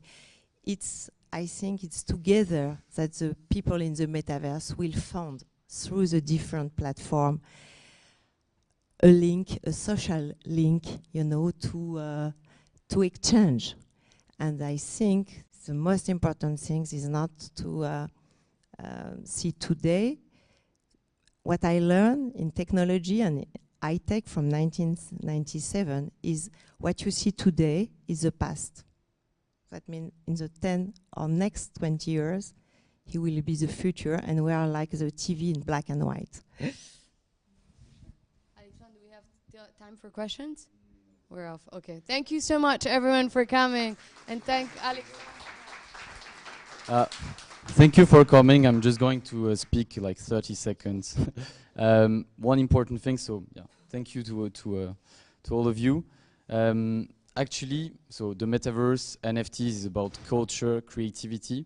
So that's really the intuition that is going to take place at the Grand Palais Éphémère on the 24th, 25th of February. So it's a creative explosion. It's how gaming, luxury, art, fashion are connected.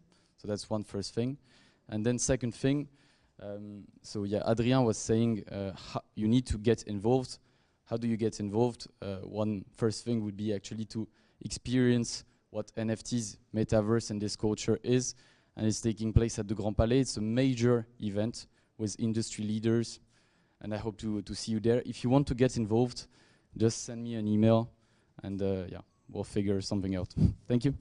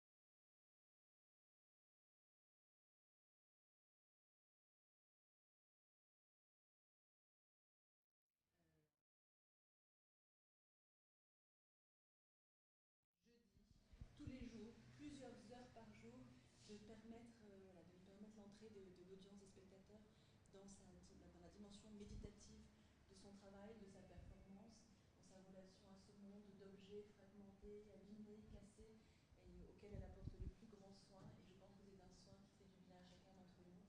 Donc merci de la part d'Eliana à tous deux de donner un petit peu de développement à cette performance à l'occasion de ce dialogue. Et merci à vous d'être là pour vous encourager.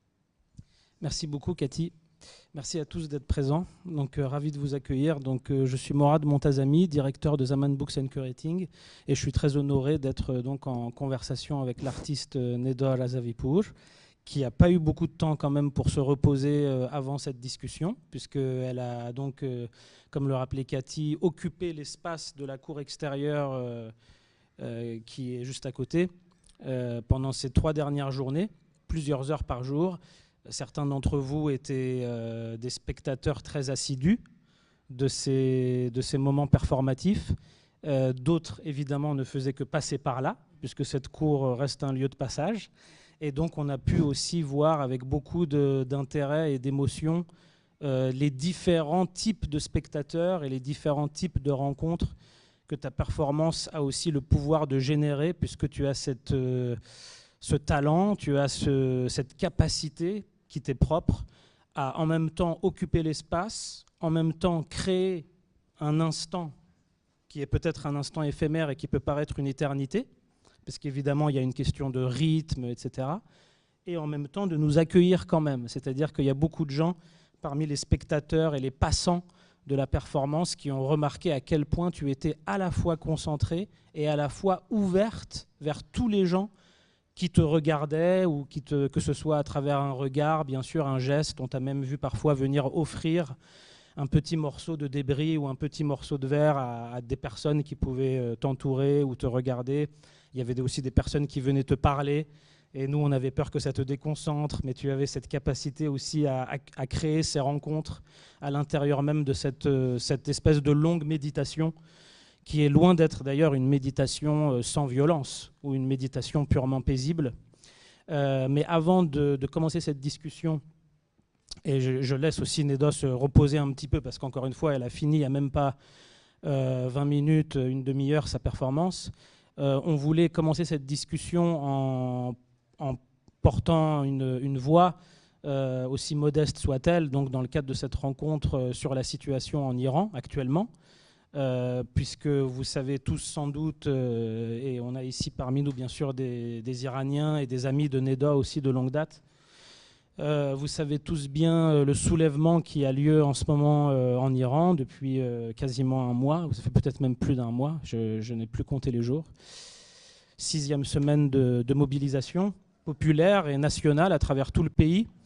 Donc évidemment on parle de plusieurs centaines de morts et d'emprisonnés, avec une répression hyper violente, évidemment, qui n'est pas une surprise en soi.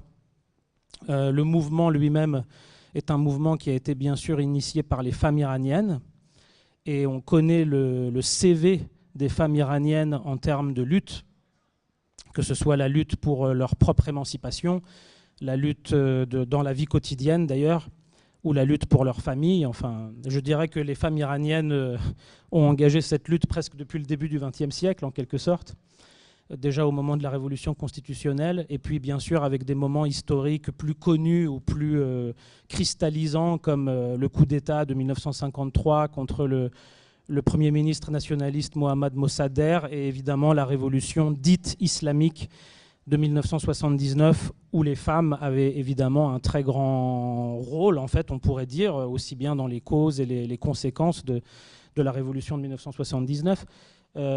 Et même si le soulèvement actuel est un soulèvement qui nous rappelle tous les autres, il est en même temps différent. Et on comprend aussi peut-être le caractère classique d'une révolution, qui est en même temps de nous effrayer par la violence de la répression et de nous ouvrir une fenêtre d'espoir, ce qui pourrait être le paradoxe classique de la révolution. Mais en même temps, je crois qu'on a tous conscience qu'on n'est pas face à une révolution classique, ou pas face à une révolution compréhensible du point de vue strict du XXe siècle. Et donc, sans vouloir aller plus loin dans les discours géopolitiques, c'était important de simplement prendre quelques minutes pour réfléchir à ça, d'autant plus que Nedol Azavipour est une artiste iranienne qui a vécu en Iran jusqu'à très récemment et qui donc a déménagé, entre guillemets, puisque ta vie est quand même faite de différentes formes de déplacement, y compris physique, c'est-à-dire que tu as vécu en Iran, mais tu as voyagé à travers de nombreux pays avec ton travail, mais tu es quand même parmi toute la scène contemporaine iranienne que beaucoup de gens à Paris ont connu à partir du début des années 2000. Il y a déjà presque une vingtaine d'années que les artistes iraniens font des performances ou exposent leurs œuvres dans des musées ou dans des institutions européennes ou autres. Mais tu as la particularité, la singularité de ne jamais avoir soumis ton travail à aucune forme vraiment institutionnelle. Bien sûr, des musées et des institutions collectionnent ton travail, même si ton travail est largement performatif, mais pas que. Mais même si tu es toujours accueilli par des institutions et des musées ou des plateformes comme on peut avoir ici à Asia Now, il n'en demeure pas moins que dans ton travail lui-même, tu as toujours cultivé cette espèce de subversion furtive ou cette espèce d'action sur le réel. Quand on parle de performance, on parle aussi d'une occupation du temps et de l'espace que tu n'as pas toujours réduit à ces occasions artistiques et que tu as aussi pratiqué dans la société, dans la vie quotidienne, dans la société iranienne ou dans la société suisse, par exemple, parce que maintenant tu vis plutôt en Suisse, même si tu as toujours des affaires en Iran et ça t'oblige à retourner en Iran, y compris pour ramener des caisses de débris, puisque évidemment tu n'allais pas choisir des débris trouvés à Paris. Il fallait que tu ramènes dans des caisses des débris qui viennent d'Iran et que tu as cassés en Iran et qui sont donc de la vaisselle qui vient elle-même d'Iran. Et donc je pense que par rapport à ce moment quand le geste artistique peut rencontrer une situation de soulèvement politique, sans que le geste artistique soit un exemple, sans que le geste artistique soit une illustration de ce moment.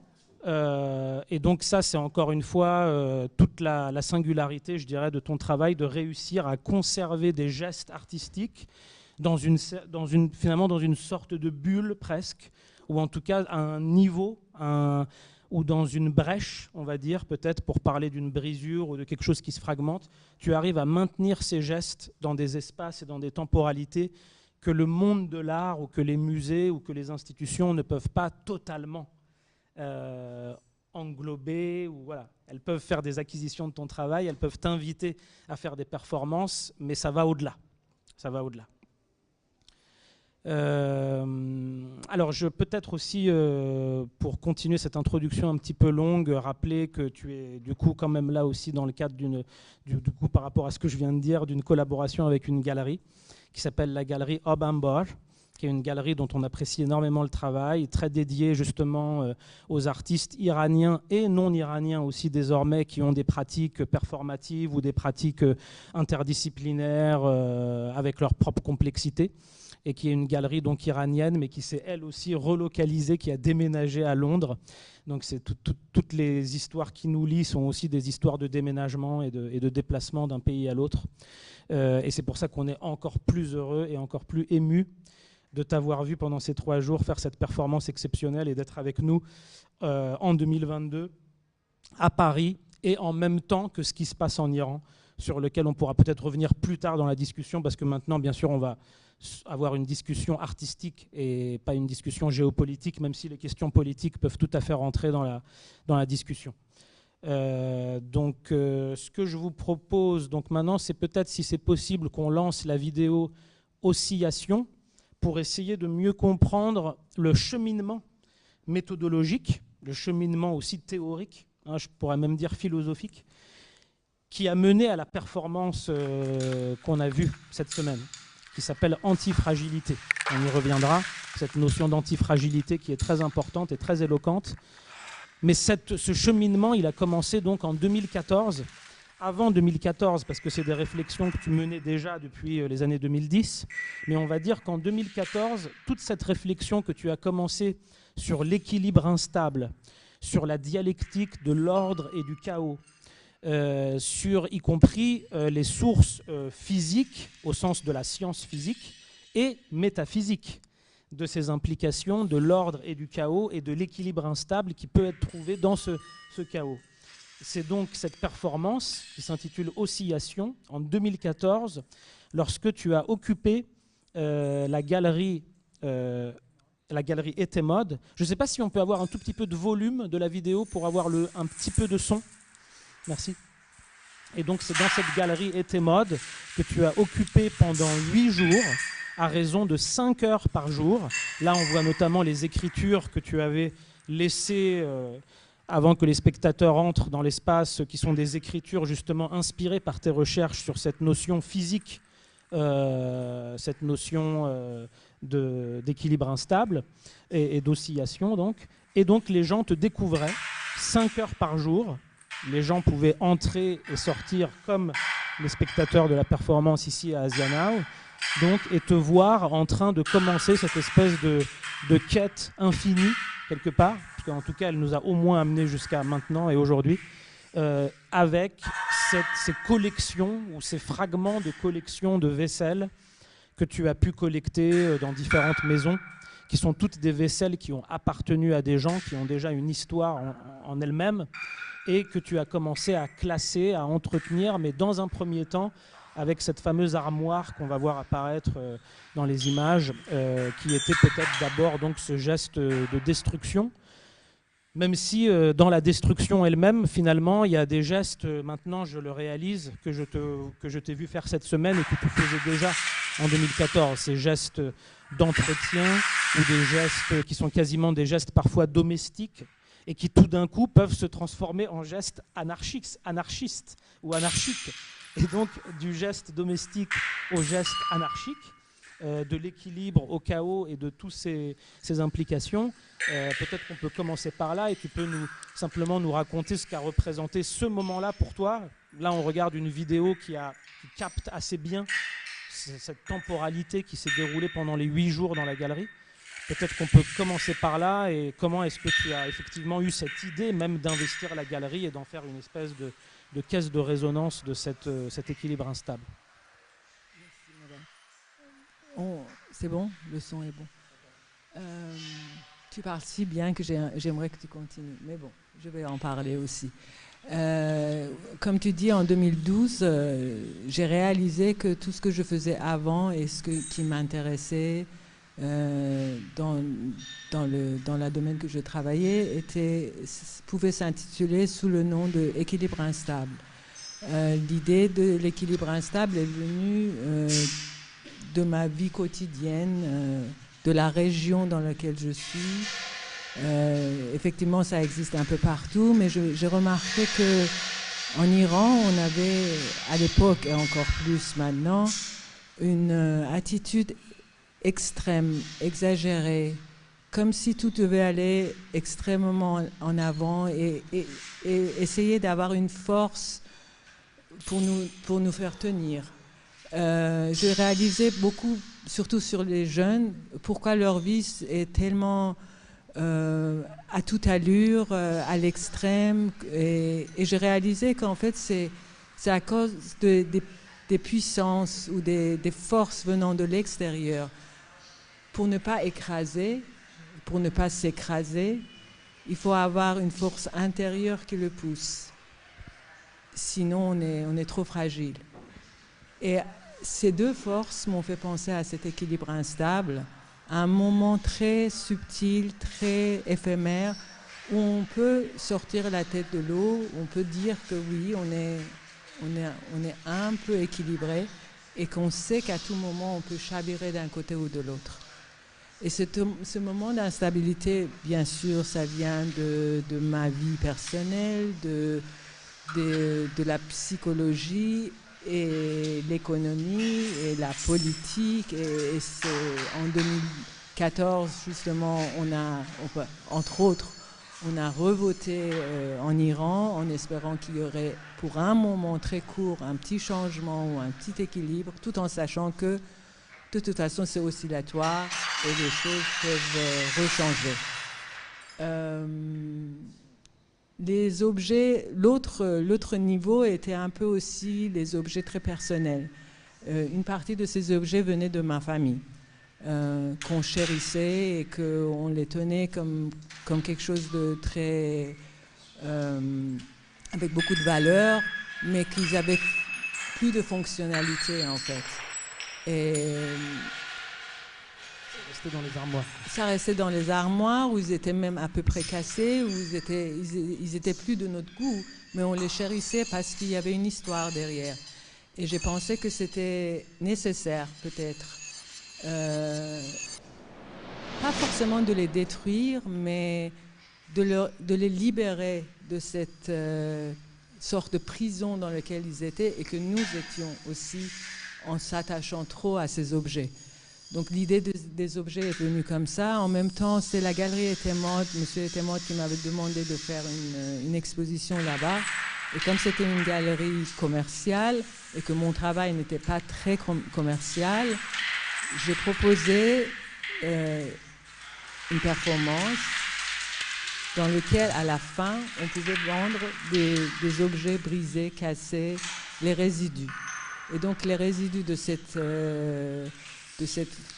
démarche pendant 8 jours, je les mettais, tout ce qui était cassé. Alors comme tu as dit, pendant 2h30, très exactement, je rangeais, je nettoyais un par un ces objets, je les mettais dans cette armoire qui était comme un canvas. La composition. Une Oui, armoire une qui armoire. reste assez indestructible pendant un certain moment. Au bout d'un moment, elle se détruit, mais elle résiste bien. Oui, c'était mon partenaire de travail. On dansait le tango ensemble pendant 8 jours. Je l'aime beaucoup. Les parties de cette armoire, je les ai encore. Je ne peux pas les... J'ai remarqué que tu avais du mal à jeter. Je les réutilise dans d'autres travaux, en fait. Ils reviennent. Je les recycle dans dans les autres performances ou installations. Alors donc, à un moment donné très précis, l'armoire tombait, ou je le faisais tomber. Et en fait, pendant 2h30, je ramassais de nouveau les objets. Alors, il fallait trier ce qui était très cassé ou ce qui était moins cassé. Ce qui était bien brisé, je les mettais dans un plateau et je les offrais dans l'autre partie de la galerie avec un prix dessus et elles devenaient des sculptures.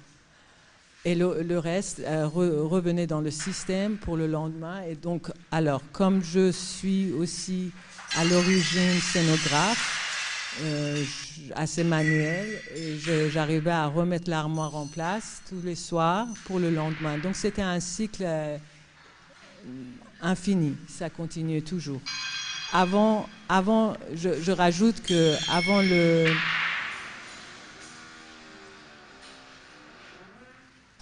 avant l'opening, j'ai fait une fois toute cette performance. Le son a été